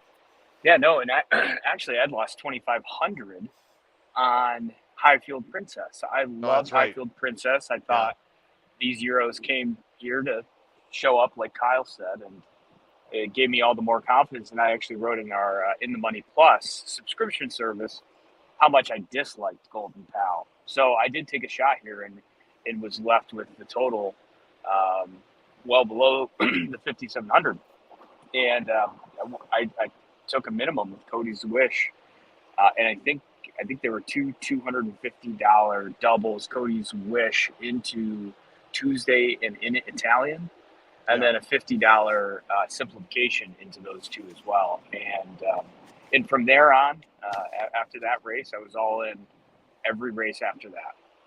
Yeah, it's unbelievable. Paul, Cody's. The story, you can go on the internet, you can go a lot of places. And you know what? I feel disrespect to not put us on full screen here. There's incredible video. You had the chance. Drew, I don't know if you know this, but Paul, as a journalist for the Saratoga Special, did a story or had a chance to talk to the Dormans. I actually talked to Cody himself through, Cody's wonderful technology that he has as being someone who's nonverbal. Paul, I don't know if you could bet on the race or whatever. What an unbelievable story, and what a way to cap off the year for Cody's Wish. Yeah, it really was. And I, in the race, I liked Cyberknife, and, I'm happy to hear Drew mention simplification. One of my strongest opinions of the weekend was one of my worst opinions, where I thought simplification was really going to be a part of that. I was all in on Cyberknife on top with simplification to make second or third. And, I obviously used Cody as a backup. I got a little too tied up in that he was 5 for 5 at a mile, but they were all 1 turns. This was obviously 2 turns. So, I mean, another similar to Echo Zulu, a horse that I really liked. I didn't expect Cyberknife to get past, to be honest with you, even with Cody's Wish coming in. The horse was running 1.25 miles, 1 1/8 miles. So that was a little disappointing to me. I thought Giroux got just a fine trip from out there. And, but having said that, the NBC did a phenomenal 6-minute segment on Cody that I saw after I got home. I just had a chance I happened to have to cover the Forgo Stakes at the special, and we weren't publishing until Wednesday. So I was able to track down his father, and, his father was good enough to ask him some questions similar to what TVG and NBC did this week, Howard. The Saratoga Special did in August. That's what I'm trying to say, I think. But anyway, it's just a wonderful story, and sometimes dreams do come true, and couldn't be any happier that horse won for him. And Paul, I don't. Go ahead, Drew. I don't know about you, but we got back to the table, and started to, we didn't understand that story, my wife and I. And when we started to hear the story, I mean, it was one of those, why are we holding back tears? And Yeah. I think that really set the tone for the rest of the day, and the emotions that played out was like, this is it. Just have fun and let it go. And I mean, that was one of probably 6 times that I had to wipe tears away from the eyes throughout the incredible performances of that day. Yeah, when they showed the winner's circle and they Yeah. had the flowers that they take off the horse and they put on Cody's lap, that was just about enough for me. So I can assure you there was one person at Aqueduct fighting back tears, Drew, and I'm sure it was only one too. But that's okay. I'm proud to say that. This race, 2 things. First of all, I was all in, guys, on Cyberknife. My entire BCBC. I'd already lost 1 entry from the Golden Pal, from the Cave Rock loss. I just had to make a decision. I could have bet a minimum, guys, but I had like 2,500 left. I don't know if Drew actually knows this, but I had about 2,500 left, which, as Drew can attest, is plenty to get back in the game. I love Cyberknife. We talked about it, especially when Laurel River came out, which of course we didn't know when we did these previews. I just thought he was going to get a great trip. I wasn't sure the pace would now set up for Cody's Wish. I had a win bet on Cyberknife. I did big doubles with Cyberknife. I had big tries with Cyberknife. I didn't put Cody's Wish in second in my try, guys, because it wasn't going to pay enough to where I wanted to get to. But I did have Slowdown Andy in third. It was just one of those days for me. What are you going to do? I thought Cyberknife ran great. Pete, last question before we move on. I thought maybe Drew got a little cute on the final turn. I thought it could have gone on and opened up a little bit. I thought maybe he waited a little bit too long because Cyberknife is a fighter, too, that we've seen. And once Cody's Wish got right up to his flank and deep stretch, Cyberknife did fight back a little bit, but it was too late. I'm not blaming the rider, but I thought maybe he could have been more aggressive on the final turn and try to get some lengths in front of Cody's Wish. What do you thought about the race? Do you think there's any validity to that point? I mean, I think that's something that happens in a lot of races, unfortunately. I think sometimes they try to save energy instead of just, let's kick away and make them really have a target to come after. I think we see that a lot. I didn't pay attention enough to know if that's what happened here. I made a mistake in this race. So this race really pissed me off, actually, because I really liked Cody's Wish and then switched. I loved Tuesday was my best bet of the weekend. Yeah. And good call, Pete. I instead of playing the double with Cody's Wish, I played the double with Gunite, and I switched, even though I didn't. I don't know why. I don't know if it was a little bit of price. Whenever I put the bet in, maybe the price differential. I don't know what the reason, but so I was more pissed about that, and then was just sort of rooting Cody's Wish home for all the obvious reasons at that point. But Sure. Yeah, from a racing standpoint, I do think. Yeah, I think that's a good point, though, Howard. Because I think more horses should do that. Well, not the horses, more the jockey. Kick away and let them come. If you let them get too close, we're going to talk in the next one. In Italian did it. They just got run down. But in Italian, they did the right thing, kicked away, and then just got caught. But at least you give yourself the shot. Make it a little harder for that horse who's chasing. Kyle, I know you've been patiently waiting. Did you have a bet in this race? By the way, Kyle had a great betting day himself on Friday. We're giving Kyle short shrift. He was not in the BCBC, but Kyle, congrats on your awesome day on Friday. I know Saturday didn't go real well for you. Did you have a bet in this dirt mile, Kyle? No, I did, but I like Cyberknife as well, as you all know, and the power picks and stuff like that. I had Cyberknife over. I think I don't know if I had him over Cody's Wish or whatever I had, but that's what I most of my play was around Cyberknife as well. And sometimes, I'm surprised I won as many photos as I did on these 2 days, but that was not one that I won. Yeah, that was a tough one. The next race, I'm going to let Drew and Pete mainly talk. And the next race was Tuesday. And Drew, feel free to give a little shout out to an excellent punter from the UK. Who's on In the Money, and of course I'm a huge supporter of IntheMoneyMedia. We have an excellent punter ourselves, Davey Lane from the UK, who also liked Tuesday. He was excellent on our shows. You should really get. By the way, I'll talk to you later, Drew. But if you want to even increase your coverage more for In the Money, highly recommend Davey Lane, who's been on our show. But Drew, you had a real strong opinion of Tuesday in the Philly and Mare turf, and that really helped your BCBC run also. Yeah, yeah, and I really did like Nashua starting in, and heard I believe it was O'Brien. Sorry, everything is blurring together. I believe Tuesday is in O'Brien's hands, Yes. if not Appleby, No. and said, "Look, we're tightening the screws.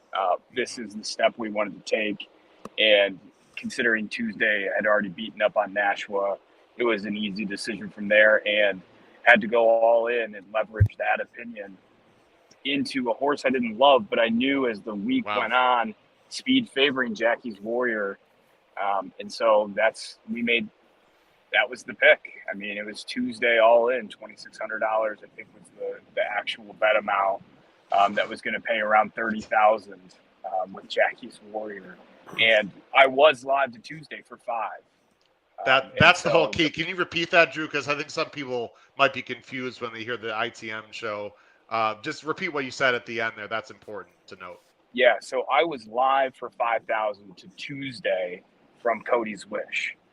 So that was going to give me ammo, but I needed to make a bigger move considering the opinions in the rest of the day and that the target of getting to 100,000 into Flightline. So the bold choice was $2,600 on Tuesday, and I think that was the most profound decision made on the entire day that made it. Was just $2,600, not 100,000. It was $2,600 on Tuesday. But at the moment, that feels big, obviously. It does. 2,600 is nothing to sneeze at. Brady Klotz, I had a chance to, by the way, Paul and Pete, to see Brady there at the Breeders' Cup. We talked for a while. Shout out to Brady Klotz. Pete, all credit, tip my cap, sir. This was a horse you were very strong about on the show. What a fantastic ride. Did you think were you confident that she was going to get there in the stretch, Pete? No, only because it's in Italian is so good, and in Italian, who I love, also, you know that from the show. Of course. I hate because and I you don't hate like because Italians, you right? hate Italians, and Of so course. we've gotten to that many times. But this one, I mean, you can't have a race. This one was the one where you're like, man, it's nice when you handicap a race and everything works the way it's supposed to. I had the win, the exacta, the triple. I was alive in multiple pick fives to Jackie's and then my backup horses. So I was pretty excited, but I wasn't sure, but in Italian would have helped, but because I knew they were going to get the exacta at the least. But Tuesday is just tough, man. I mean, funny thing from handicapping, again, we always struggle with handicapping the foreign horses sometimes. And what do you look for and what don't you look for? And one thing I looked at, and I don't know if it means anything, but this horse has only 3 bad races were going right-handed.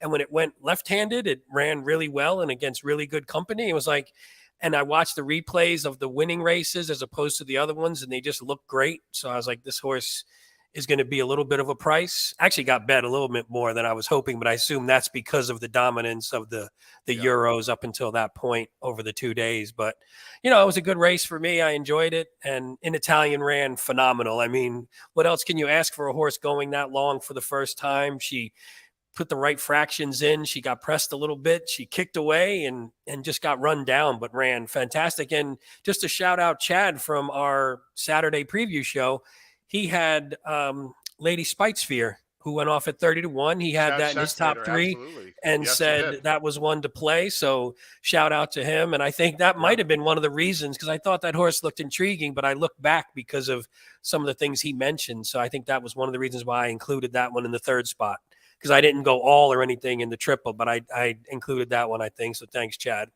Another new person I'm seeing in the chat, I'm sorry, on ETS2DN. It said it talks about a positive move, included Forts in the pick 5. Only had Jackie's Warrior. Listen, Join the club. Say we all join do. the club, man or woman. I'm sorry, I don't know who you are. Join the club, person. A lot of people at Jackie's Warrior don't. Listen. If people want to knock me or anyone for making a big move on Jackie's Warrior in a pick 6 that we played, go ahead. I mean, if Jackie's Warrior wins, whatever. I mean, it's just, you got to make these calls. Paul, I do have one last question about this race. I think this is important. Drew, you can comment if you want. Everyone knows I was against an Italian pretty strongly to win in this race. She ran well. I'm not going to doubt it.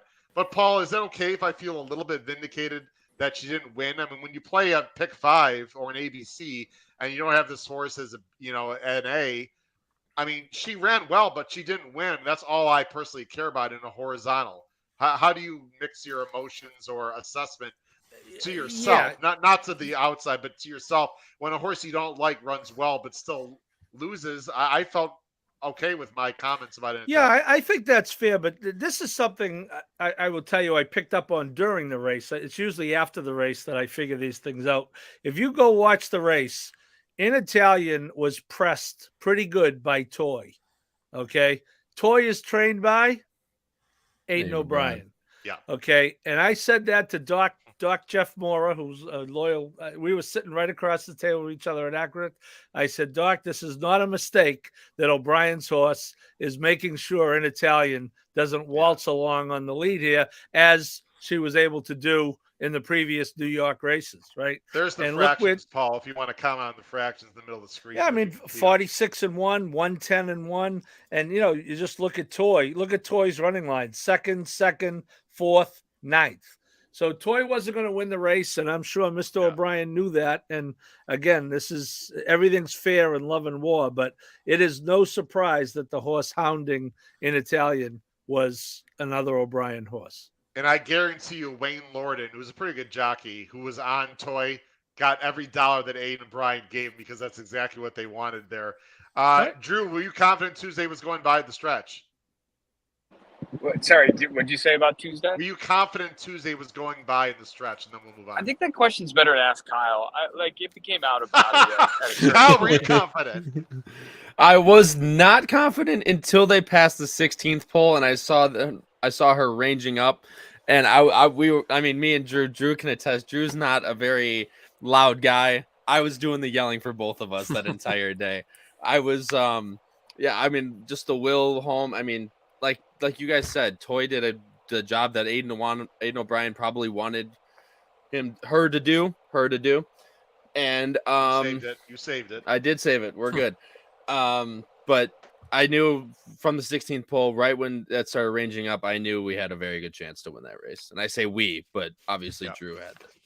By the way, we're going a little obviously longer than we planned. If anyone needs to take a quick potty break, feel free to just go and do that because we're coming up an hour and a half here. A lot of people watching the show. We thank everyone for watching the show. We thank your support. Guys, I didn't really say at the beginning. We had close to, ready for this, Drew? We're pretty proud of this little HHH Racing podcast, Drew.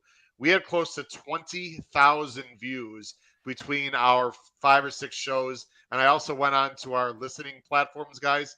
We had like 300-400 views on those. Usually we only get usually get like 100, 150. The people showed up for this HHH Racing podcast. And people in the business, Pete and Paul, I want to let you know. Kyle already knows this. He was with me. People in the business, podcasts, people on air. Howard, I love what you do. I'm hearing great things about the guys, we are getting to be known out there, and it's all because of everyone on the screen. So again, I want to thank you guys for the support. And I'm very proud of the growth that we've showed, for quite a while here, but especially recently. Guys, this next race, now this was huge for Drew. This next race bums me out. Yes, and Dave, you mentioned that also, McCoy Scanner. That's a good call. This race pisses me off, and I feel a little guilty about this, and I got to get this off my chest. We played Syndicate Pick 6, which we were 5 out of 6 both days. We had 5 out of 6, by the way, 15 times on Saturday. I backed up the sprint. I didn't back up with Elite Power. Pete, you liked him, I think, probably fair enough more than anyone on the show, I would say, to be fair. But also, to be fair, none of us liked this horse to win this race. So I thought that he was coming off of, 2 back. He won with a very fast pace, came over the top. The Vosburg was absolutely atrocious, Paul. We all agree with that. I just didn't think he classed up. Pete, the story to me more is Jackie's Warrior didn't show up. But you got to give credit to Elite Power, who's an improving 4-year-old. Yeah, I mean, that was the reason why I sort of liked it. Was just there was one of the few in the race that we didn't know what he was yet. He still was maybe on the uptick, and he would have to take a step forward, which he wound up doing. I don't remember. You don't have it up. I'm looking at the buyer. So it's funny because his buyer was, he didn't really move forward. He just sort of did what he did, and Jackie's came back, and Jackie was just horrible. Yeah, and I mean, I liked Elite Power and American Theorem as the alternates to Jackie's Warrior, and that allowed me to hit the pick 5. But I didn't bet him to win or anything. So like you said, I think we were all in on Jackie's Warrior. But when Jackie's Warrior didn't get the lead. And we talked about it a little bit on the show too. Do you sit off cheap speed and try and rate? Or do you just say, screw it, I'm the fastest horse. I do my best running when I'm on the top. Which one do I do? Sort of chose the former, and maybe that's what hurt. But I mean, Jackie's Warrior just gets beat sometimes. That's the story of his Breeders' Cup. This is the story of some of his races, and this was the day. Yeah, I mean, the fractions weren't. I don't think they were blazed. No, they really weren't that fast. Sorry, I got to go back to the 22 chart. flat, 44 and 4.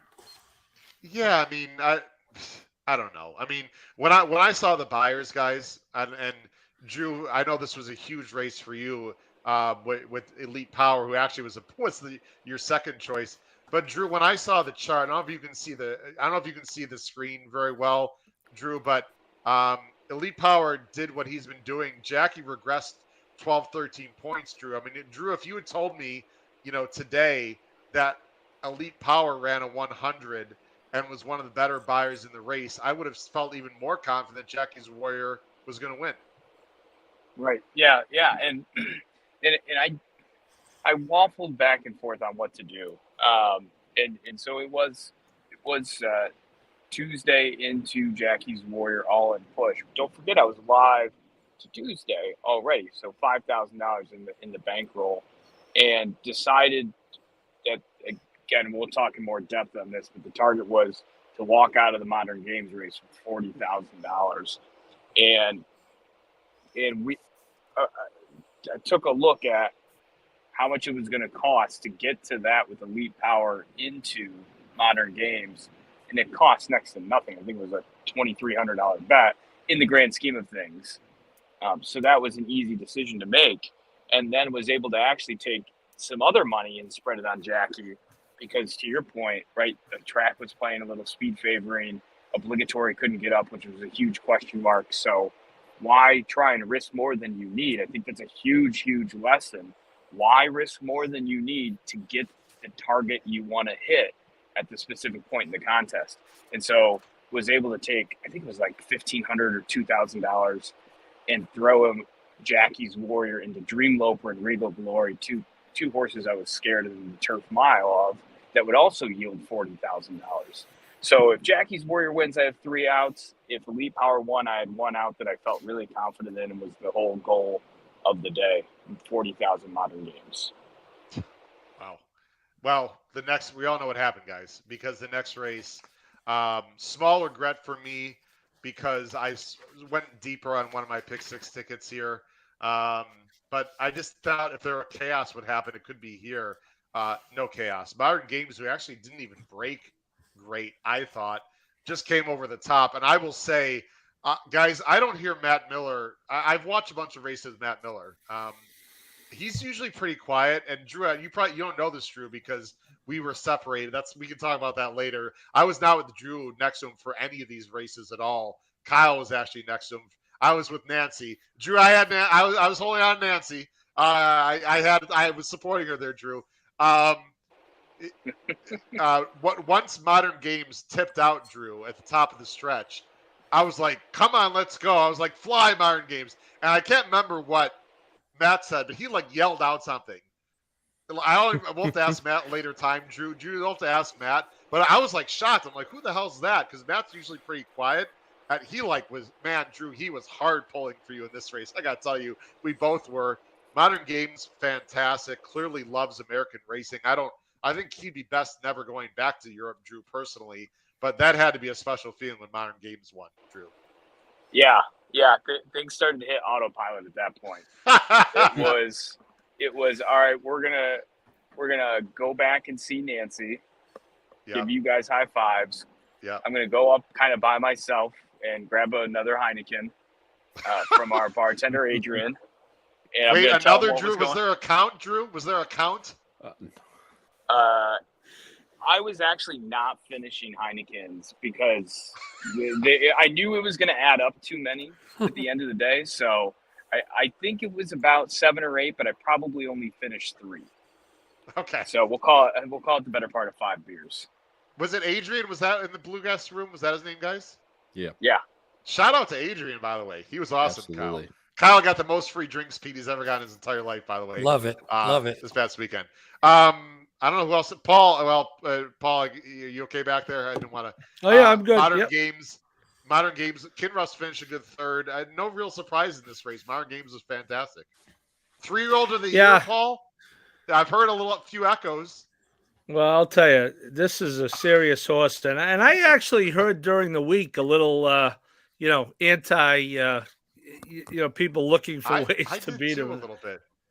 And I said, my mistake, again, did not have Cheryl Spite, which was a mistake. I had good exactness to the horses who ran third, fourth, and fifth. And in case you guys don't know, they don't pay on that. You have to run second. Wait, hold on. Right, what was that again? God. Take notes. Take notes. If you run first and third, Paul, I bet from my wife from the show last week, I bet Regal Glory Annapolis Exacta. They ran 10th, 11th. They ran next to each other. That doesn't count. They were next to each other. You could give her the $2 back. Pete. I told her she owes me $6. I bet a $3 box for her. I said she owes me $6 for that garbage. So yeah, that was just a mistake. But yeah, I thought Modern Games in this race was, really solid. I will say this, Howard. I liked Regal Glory a lot in this race as well. Not as much as Modern Games, but I did use a lot of Regal Glory as well. And that was a bad decision. Like I said, I've been very transparent, as I always am in this show. I was correct much of the weekend about horses I didn't like.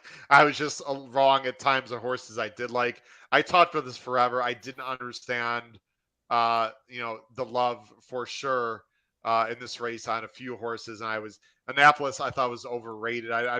He got a great trip last time. Didn't like him at all. And we already went by the Filly and Mare race. I was totally against Moira. Moira was way up the track. I just didn't understand it. But you got to be right on the top end. I don't really have much to add other than, guys, we have to say this about Chad Brown. And I want to say this. I did speak to Chad Brown face-to-face, person-to-person, about 10 minutes this weekend. So 2 quick things. Number one, he thought Italian ran huge, but he also thought the rider might have gone too fast. It's like, he didn't want the horse to be like really softly rated, like we talked about, Pete, but he also just thought the jocks went too fast. But he thought Italian ran well. I obviously did not ask about domestic spending, so no one put in the chat, oh, what did Chad? Are you kidding me? I'm not going to ask him about that. He's one of the best trainers in the world. We do know, though, through reports, Paul, that domestic spending had surgery, and as far as we know, is doing fine. It's a real shame. I will tell you also, I don't know if everyone knows this on this screen or listening or or viewing or listening. Apparently, based on the vet, that domestic spending got hurt out of the gate. They actually partially broke, but based on their analysis on how they know. I guess maybe talking to the jockey too. The jock, I don't know if the jock heard something, I don't know, but apparently just that hard break out of the gate, and then it progressively got worse throughout the race, apparently, whatever it was, and then he got pulled up on the far turn. But he's alive. He had successful surgery. Pete, I don't even want to go into the politics of all this. I mean, I had a big win bet on domestic spending, so I was. You loved it. Pete, I thought, at first I thought he just didn't run, and I was like, oh. Then you found out after. Sorry, I just found out after what happened. Way after, like when I got home that night. I just want to make this very clear because we're out there for YouTube for anyone to hear. I am not saying this because I met Chad Brown. I firmly believe that Chad thought the horse was fantastic and ready to go. I have way too much respect for his ability of a trainer. And look, Klarovich doesn't need more money. Seth Klarman does not need money. Okay, guys? So, Paul, I have to believe this is just sort of a fluky situation that because of the timing is going to make him look a lot worse than he probably should be. Would that be fair to say, Paul? Yeah, it would. And I agree with you that he thought the horse was ready to go. He also thought that drawing the 14 made it the horse, if not an unlikely winner, a much more difficult task. And he said that. I'm not guessing that. He said that during the week. But it's kind of a moot point when the poor horse fractures his pelvis in the race. It doesn't really much matter what post he was coming out of. That's going to end the story. So it's a shame. All right, On a gambling note, real quick, this one hurt because I needed Kinross to get second and lost by a nose, and had you two. You guys, I had Cheryl Spite. I had Cheryl Spite in the third hole and as one of my horses in the third spot in a triple, and needed Kinross. And I thought it was close. It was right there, but couldn't get there. Couldn't tell at the wire. I don't know about you guys. I couldn't tell. I thought I might have got there. Me too. Jeff Amster just said that's strange. Jeff, that's what Chad told me personally. Like, I mean, so I'm sure you believe what I'm saying. I mean, that's what he said. I was slightly surprised because I thought Italian really had no choice given Toy's pressure. What he's going to let Toy go. I didn't see that happening. So, Paul, I sort of agree with you there with Toy sort of messing up. But I think Chad also knew, and we said it. I said there's no way Italian's not going to take any pressure. I just couldn't. I didn't think it'd be Toy necessarily. Anyway, let's move on, guys. This next race was the most, I think for me, strangely enough, and I was able to keep myself together pretty well because I was just pulling for Drew. And Drew, I know you're still there. And Drew, I appreciate this timing couldn't have been better. Drew's just in the car, everyone. Drew, this was the most emotional moment for me of the weekend, even more than you winning the whole damn thing, because Mal thought, Drew. First of all, the race was unbelievable. And Pete and Paul, I will say this. I haven't been to a lot of huge, horse racing events. This was by far the loudest I've ever heard a crowd at a horse. And I'm including last year's Breeders' Cup in this. The end, I don't think, I watched the NBC telecast, guys. They didn't have a lot of live sound. Like, there wasn't a lot of nat sound. It's called nat sound. There was not a lot of natural sound coming in. I guess they can't do that because then you can't hear Colmus guys, but Kyle can affirm this. It was flat out like a baseball game, football game, loud down the stretch. And what an unbelievable stretch run, Drew, as Blue Stripe was hanging on for a long time. And you, sir, Drew, needed Malathot or Clarier, believe that or not, to win. Drew, describe your emotions in the final furlong of the distaff. I thought we got it. I thought Malathot had the momentum, and where we were sitting, Kyle, I don't know if you picked up on this, but we could tell momentum, and I was fist bumping Keith at 16th poles, like Modern Games specifically, I remember. And I just thought, we got it. And then routine again, went to go meet up with Nancy and you guys, and I saw the photo and was like, if it's not meant to be, it's not meant to be. Why worry about something I can't control? And I'm telling you, it was a very out-of-body experience with the emotions because I've been sitting on the couch with the best of them, screaming at things, and I don't know what overcame me, but it was a moment of somewhat tranquility. Of let's see, let's do it. Well, because that obviously, and we'll talk later, but that was huge for your play. Pete and Paul with our group, I mean myself, Matt Miller, the whole group, the picture. That was maybe the most tears shed of the entire weekend, actually, because we knew how huge that was. And it was can you imagine Pete and Paul being in Drew's situation and having Blue frickin' Stripe beat both of those horses? I mean, and Drew, when we saw that there was that one replay that was like, I don't know if they showed it on NBC, guys, but there was that one replay where it felt like it was like, ooh, I don't know. That was sort of a bad bob. Pete and Paul, do you want to comment when you're watching, and did it look that way? Like maybe Blue Stripe actually hung on?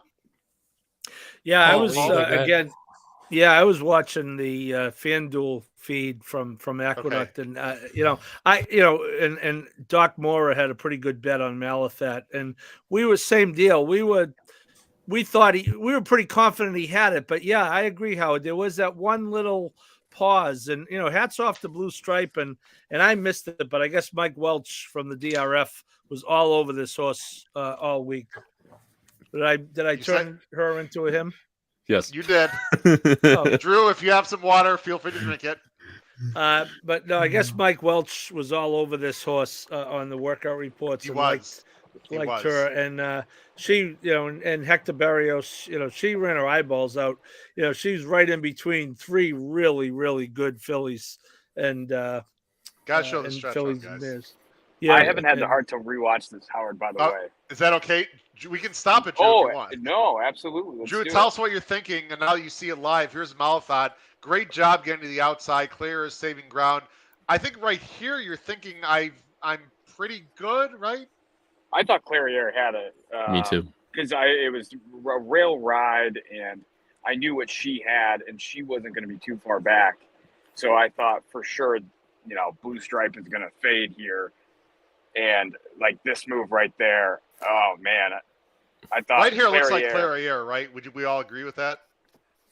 I- Pete, you must have been ecstatic at this point. Pete was like catching his money right here. I had, if Clairiere wins and Malathot comes second, I had a big win bet on Clairiere. I had the super high 5 would have hit, and I would have had the triple. So I was rooting Clairiere home, and I think, or Malathot, I could have hit with Malathot in a certain spot too. But I think, not to go ahead, Drew. You finished the race off. Yeah, and here the momentum you could see, it was like, oh, oh my god. Yeah, I mean, it still looks so. Are you okay, Drew? Yeah, I think so. I mean, I felt like Malathot had it, like, I won't say comfortably, but I was pretty confident watching the TV. Kyle, what were you thinking about, right? I mean, I really, I mean, Drew hit the nail on the head. I thought we had it right away. I didn't at the 16th pole or the 8th pole. I thought Clairiere had it, and then coming down, I saw her hit the nose down on the wire. I thought we had it, and then I saw the replay, and I was like, and Drew, I think PTF was with us at that time too, wasn't he? Mm-hmm. I think so. I think you guys. Yeah, Drew. I think we were all like guys, like the whole gang was watching. We had ridiculous seats that we stole. Not stole, but they were being unused, guys. Anyway, it was a huge race. Drew, that was one of your more emotional moments of the day. Fair to say. It was, because it meant what had to be done from there. It was $100,000 wager. Yeah, that was unbelievable. Oh, Sean Kane. Sean Kane, pleasure to meet you, Sean. Sean was there. Sean was one of the people that said, "Hey, Howard." I'm like, "Who's that?" So, Sean, pleasure to meet you at the Breeders' Cup, by the way. That was Thanks, awesome. Sean. Yeah. All right, guys, let's move on. Rebels Romance. Shout out to Davey Lane again, who clearly said, "I don't care who William Buick is riding. I like this horse better." German form. Drew and Kyle can attest to this. We were bantering back and forth with Nick Tamro because Nick was slightly skeptical. I think if he was on the show, he'd agree. German form, Davey's like, "Don't worry about it, guys. The horse that finished second to Rebels Romance in Germany are very solid Group 1 horses. Rebels Romance wins the turf." I'm not going to bring Drew in here real quick because Drew actually didn't really have a bet on this race at all. It didn't really matter who won necessarily. Stone Age again ran well. Warlike got it soon. I don't think any of us really liked on top. Third, my son Mishriff ran okay, but was wide and uncovered most of the way. Pete, I didn't actually go to Paul. Paul, I don't think Mishriff got a great trip. Frankie was never able to cover him up. Wasn't a real threat. Nation's Pride. Let's see, what is it? Fifth. Broom 6th. 1, 2, 3, 4, 5, 6. Yeah. Paul, no real surprise. 5 of the top 6 were Euros here in this race. Yeah, and I had 2 A's in the race, Rebels Romance and Nation's Pride. Unfortunately, in the verticals, I did play more off Nation's Pride. I used Mishriff very defensively, Howard, and there was as the week went on, more and more people liked her. I liked him. I just think it was, he's retired now, and he's at the end of a long, outstanding campaign, but I just didn't see it. I did end up using Stone Age more than I thought I would, based because of the way O'Brien and Moore were going. But so it was fine for me. I advanced on the pick 5 with the 2 A's, but in the intra race wages, I was more on Nation's Pride. Hey, Howard, sorry, I just said you'd have been proud of me, even though it lost. I had Mishriff in a tri-key box. And I just wanted him to get third. And then the only thing that pissed me off is I leaned towards Rebels Romance, but I was on Mishriff the whole time that I didn't want to go off him. So I had him to win. But if I just needed him to get third, it would have been awesome. Yeah, I'm not going to show the replay, Pete, but I know for a fact because I was keying on Mishriff. And just some verticals at that point. I was out of the picks, whatever. He didn't get the best trip. He was like 3 wide. He was uncovered. he had to make an early move on the far turn. He went really wide, Pete, if you remember. He went He like was, 8 yeah, wide on yeah. the far. It just didn't work out. He was following Rebels Romance and didn't have the same kick either. Yeah, So no. you could tell it just wasn't in the same class. But I was just rooting for third at that point. It would have been a nice triple at that point. Kyle Warlike Goddess did about exactly as I thought. Actually, I think I picked him third on our show. He did exactly what, or she Drink. did exactly. Yep, there it is. Geez, she did she did exactly what I thought. She ran well, but I mean, she was really no threat to the winner, really, Kyle. No, and I mean, you can argue a bunch of things for that, but yeah, I mean, Rebels Romance just looked absolutely much the best in this race. Again, James Doyle, everyone was crapping on him just because, William Buick chose the other horse. He's not a bum by any means of the word. Absolutely not. Just the best horse in the race. There's no really other way to say it. I mean, Mischief's obviously the best horse in the race, but on Saturday, you can't argue with it. Rebels Romance was easily the best. Paul, I know we talked about the Doyles a little bit. Apparently, according to Davy Lane, James Doyle's mother was at the races, and we saw, of course, after the interview, there's a child at home there's some medical issue. I don't want to get in details, but the fact that Mrs. Doyle made the point to come to America, it sort of told Davy Lane, hey, I think Rebels Romance is even more live than I actually thought. Credit to this horse. This sort of shows you that, you can't always go with who the jockey chooses, especially when it sure looked like on paper to me, Paul, that Rebels Romance is just the more accomplished horse. I mean, Nation's Pride did not face much here in the States. Granted that he won big, but it was a bit, as it turned out, it would be fair to say his wins were a bit misleading in terms of the level of class of this race. Yeah, and as far as the Doyle, so Jackie Doyle came over when Sophie was riding, at Del Mar last year on a long shot, and now the chance to see her granddaughter, and Sophie's daughter Emily, I guess, was sick that day. I don't know if it was anything beyond that, but Sophie had put a tweet out that she didn't make the races, that Emily was sick, but the chance to see her son ride and see her granddaughter, I'm sure it was, and she's a tremendous horse person herself. She's done a lot of analysis for Dubai TV and TV overseas. So, I was always happy to see a Doyle win. If it can't be Sophie, I'm glad it was James. Absolutely. Guys, we're coming up on the end of the show here, and I think it'd be very apropos to let Drew. We have to show the replay. Sorry, Drew. You can say nothing, or we can just watch. I don't care. Do you want me to put the sound on, Drew, of the call, or you want to talk over silence? I'll leave it up to you, Drew. You want full sound, or you want to talk over silence? The full call. I would love it if we had Becker, but I don't think we do. So we'll do Coleman. I don't think. Well, I don't know what's going to come. Probably not. All right, guys. Drew, I got a Bowser's Crest.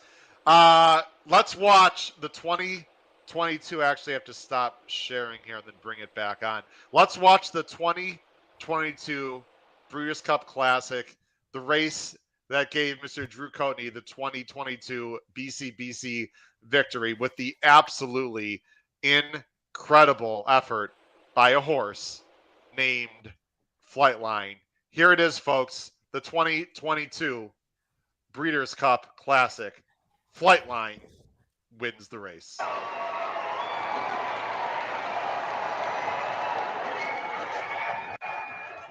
They are at the post. And they're off in the Longines Breeders' Cup Classic. There goes Hot Rod Charlie, Flightline, Life is Good. Life is Good now strikes the lead as they head past the stands for the first time. Flightline will go second. Hot Rod Charlie, third. Epicenter quickly gets over to the rail in fourth. Olympiad to his outside now moves up one spot from the fifth position. Taba is further back toward the rail in the sixth spot. And then Rich Strike is in seventh, and Happy Saber last of the eight as they enter the first turn. Life is Good against the rail has the lead by a length and a half as Flightline goes second. And a gap of 5 more lengths back to Hot Rod Charlie in third. 22.55 seconds, the time for the opening quarter.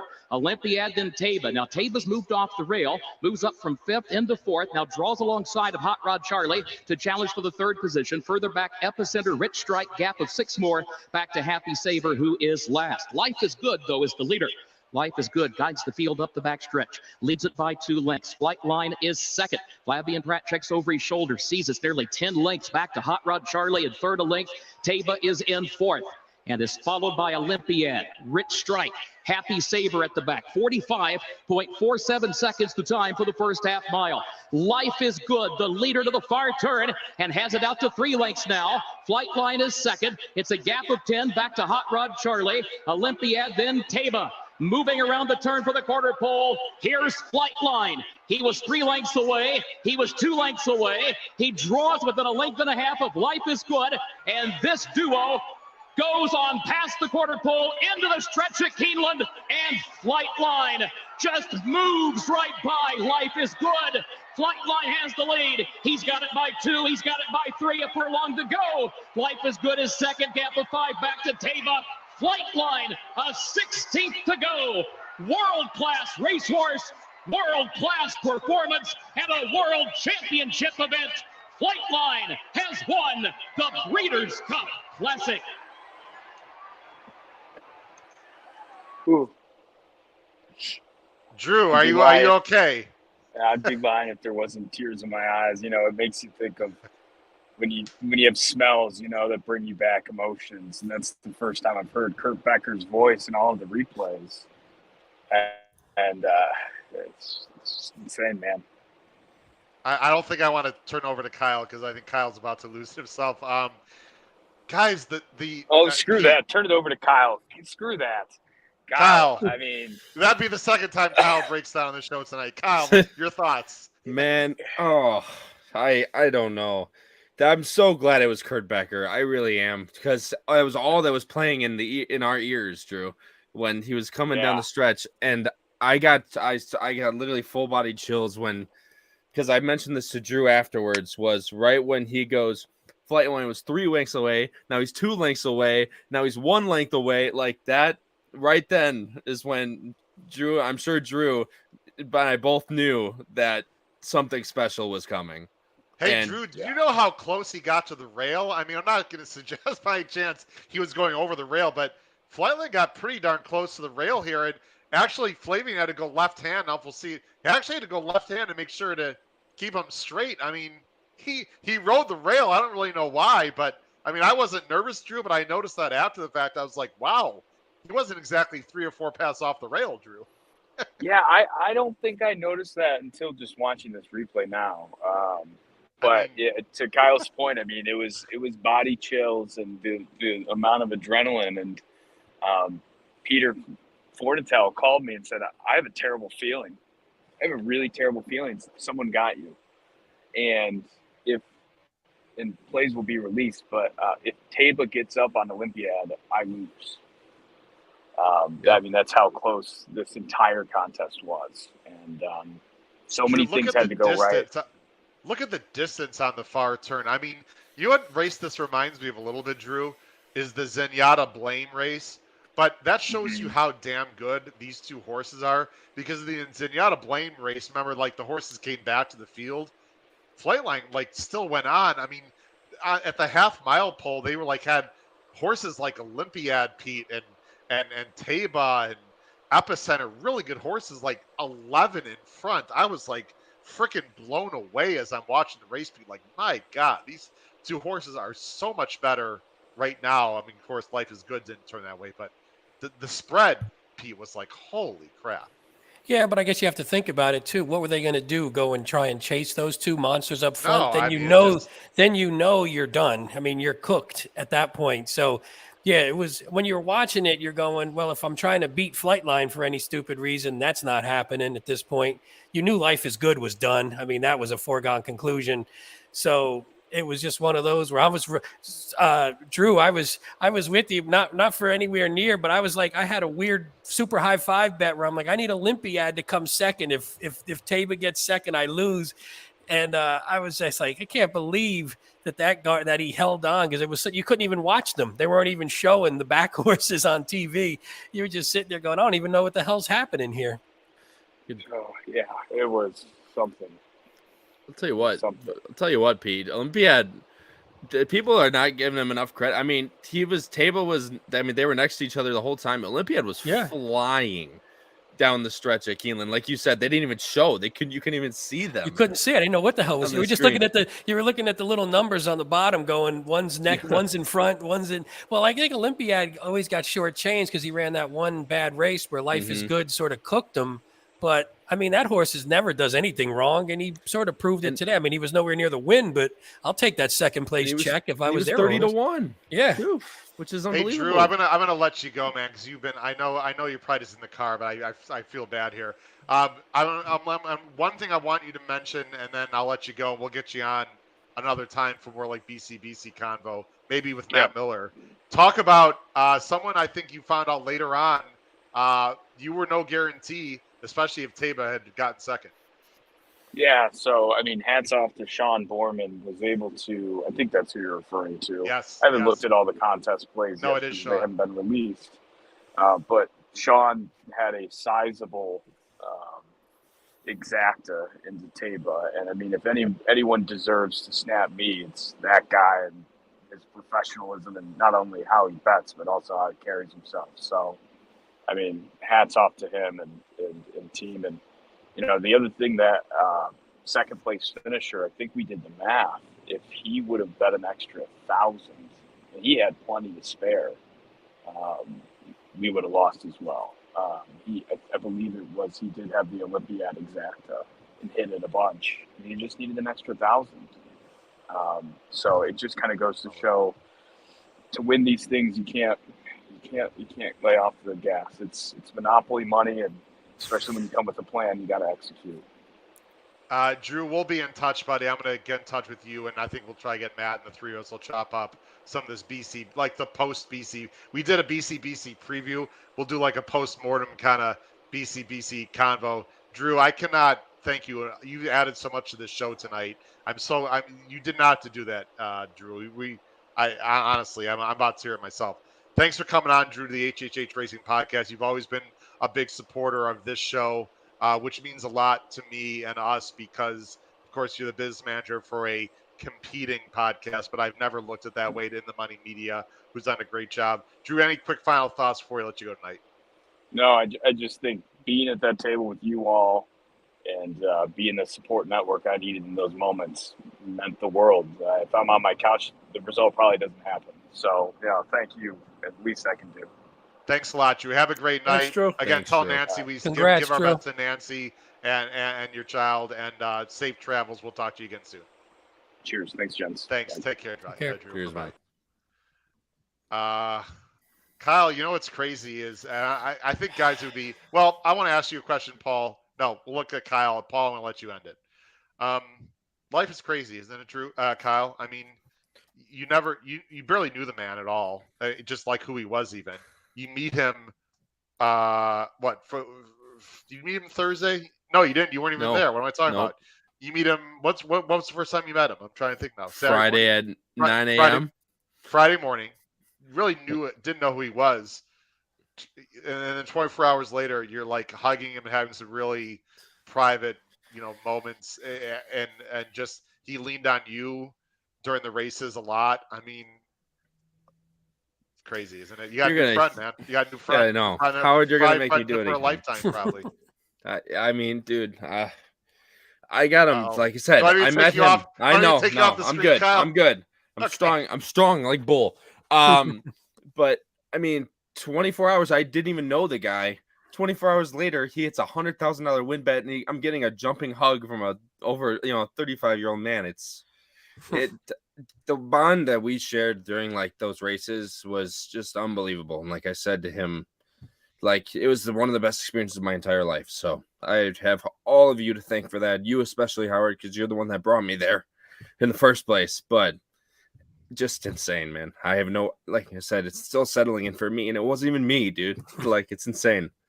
It will be you or me, I hope, or maybe Peter Paul if they get into the BCBC. Paul, I'm going to wrap up the show with this question. I know we've talked about Flightline a lot, and we are going to have a show just about where Flightline fits in the pantheon of horse racing greatness, because I think it's a show that needs to be done, Paul, and I'm going to lean on you, Paul, especially in terms of getting some really good guests and et cetera for that, more than just maybe a whole panel, more than just Jay Pridman. skeptical would not be fair to say, but you've been very fair with Flightline. We've all been disappointed, you especially, with the number of races that he's run. In terms of just the fastest horses we've ever seen, it's hard for me to put Flightline not near the top if you're talking about just flat out speed and brilliance. Yeah, I think that's fair. I just get a little taken back when I hear people say automatically that, they go right back to Secretariat and, they skip Ghost Zapper and Spectacular Bid and Seattle Slew. And, and it's not a knock on Flightline, but, history didn't start 6 races ago, so it puts you in the position, it's kind of like, I've built up this reputation, but this anti-Rich Strike reputation. No, I'm not. I think he's a nice horse. Okay. As I pointed out to Pete last night, he beat a hopeless long shot and Happy Saver, Hot Rod Charlie, who was way over the top, and a horse who sadly had to be operated on that night. Doesn't make him a bad horse, but that's not a good analogy. My point, sheer brilliance for Flightline. Let's enjoy it. And I agree, Howard, about putting the show together, but it is just so hard. I saw a stat online today that I think it was Spectacular Bid set 11 track records in 14 track records in 31 races or whatever. And, someone else mentioned Secretariat and that, Secretariat lost 6 times. And I said, well, okay, Flightline's only run 6 times. So it's really difficult. It's a fun exercise, but you got to go into it knowing there really is no right or wrong answer. It really comes down to what your opinion is, because you're not going to tell you can make an objective case that Flightline's better than Secretariat. Or, you could talk about Secretariat in the Belmont and, and all that, but we'll get to that with that show. But as far as enjoying that, I took a little crack to try to beat him. Very, very small. I was alive in the pick 5 to him and Epicenter, just in case Epicenter.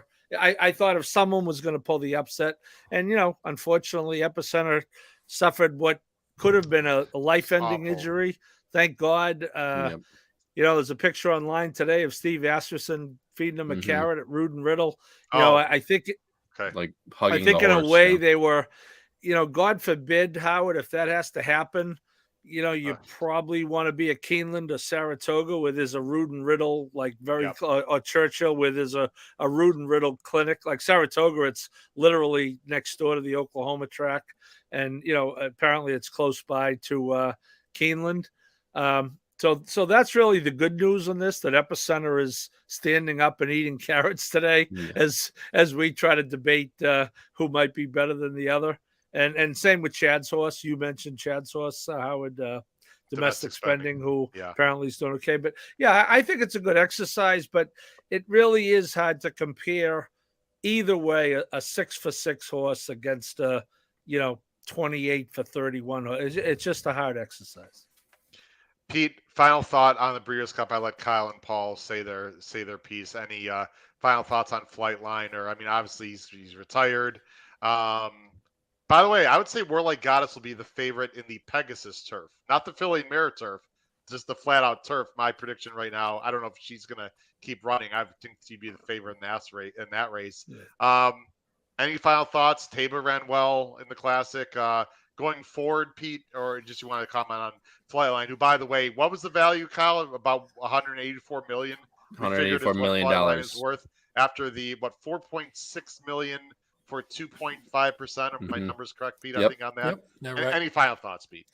No, the funny thing is the race actually sort of set up, aside from what happened, unfortunately, to Epicenter, because we don't know if he would have maybe flown for second the way, depending on the trip he would have got. But the race sort of shook out in a lot of ways the way we thought. And Flightline was brilliant, and Flightline's probably as good and as fast as any horse I've seen in my lifetime. I guess I was born when Secretariat ran, but I don't remember watching. I was basically less than 1 year old, but I was negative, whatever. Yeah, I was going to say. So he's as good. It's weird for me though, because he's not a horse that in my lifetime that brings up any emotional one way or the other. Like I didn't care that much. Like I watched him and thought he's brilliant, but I didn't care like some of the great horses who I've watched, who I really loved and got sort of emotional watching. I don't know if there's a reason. Maybe it's because he hasn't run enough and he hasn't run in like the big races. So you didn't get that like attachment against the big horses. But like I'm a huge Zenyatta fan and Easy Goer and American Pharaoh, and those are horses that stirred up more emotion. This one I was like, yeah, that horse is freaking awesome, but I don't really care. I mean, I care if I cash a ticket, and it's nice to see a great horse, but that's a different emotion than, you know what I mean? But I mean, I thought it was a great day, and there were some great races, and it, as usual, it's the Breeders' Cup, so it's always awesome. You didn't get, like, aside from Caravel, you didn't get like a bunch of weird horses winning. So it wasn't like the good horses. Yeah, some of the low chalks didn't show, but the horses that beat them for the most part were still good. So you were seeing real quality, and we also need to improve our turf horses. I think we learned that this weekend. Let's get some better turf horses. We didn't have a lot of good turf horses. So well, Drew Coatney said to Chad Brown personally at one of the after parties you went to, you know, Chad, we got to get these Americans, you know, back. And he's like, I know, man, the Euro's just, you know. Well, he didn't have, I mean, none of his, like usually he has a couple of the big shots who are taking the shot. Regal Glory. Glory ran terribly. Yeah. He only had one winner. He had Goodnight Olive, and that was 7 furlongs. I mean, in a dirt sprint. Yep. I mean, that's not exactly Chad Brown's. That's where you think of him when you think of him. Guys, again, this is our last, I guess, official. I guess if we have a BCBC post-mortem, I guess that's a Breeders' Cup. But this is really... That's right. McCoy, that's what I'm thinking right now. McCoy Scanner says 362 days to the next Breeders' Cup. Again, I want to thank all you guys. I really want to thank the public, though. All you viewers out there were tremendous. We had record-breaking, you know, views. We're just up and up from here. Every time I check, guys, there's more people subscribing, more people watching. I thought our power picks were awesome. I hope everyone out there who got our power picks were happy with the product. It was 20 pages worth of power picks that we gave on the show. Again, one more time, I'll bring the promo on the bottom of the screen. And those are every Saturday. Again, it's only $4 every Saturday. The ROI is off the charts. It's like $250. We gave a lot of really strong opinions on the Breeders' Cup. The pick sixes didn't work out. And anyone that joined the syndicate, thank you very much. Disappointed by that. But listen, we had some tough, you know, losses with heavy favorites. That's the way it goes. So really appreciate it. And I look forward to next year's Breeders' Cup at Santa Anita. Kyle, I got a feeling you and I are going to be there again. I have a pretty strong feeling about that with Drew Coatney for sure. And we'll bring that gang back. What, Pete? What? Oh, I'm qualified this year. I'm going to do everything I can to qualify this year. Kyle, we're not just going, Kyle. We're playing this year. Yeah. Paul, you going to be there or what? Well, certainly if I qualify, I'll be there. All right. Maybe, you know, I know someone's got some money. I know 2 people have got a little money. 3 people have got a little money. Maybe we can, you know, work something out. Anyway, for my wonderful friends and co-host contributors, Pete Visco, Paul Halloran, Kyle Roscoe, this has been Howard Kravitz, episode 203 of the HHH Racing Podcast. We really appreciate everyone. Next Thursday, we'll be talking about Woodbine, 8 p.m. Eastern, and also Jim Miller will be on also to talk about Thursday, Hawthorne. 2 days. This Thursday. Next Thursday, right? Yeah. But 2 days from now. Next Thursday. Or 3 days from now. What is this, a Seinfeld episode now? I know, right? Fair enough. This Thursday. Thanks, everyone, for watching. Greatly appreciate it. We'll see you this Thursday in just a few days, 8 p.m. Eastern. Take care, everyone. Have a great night. Bye-bye.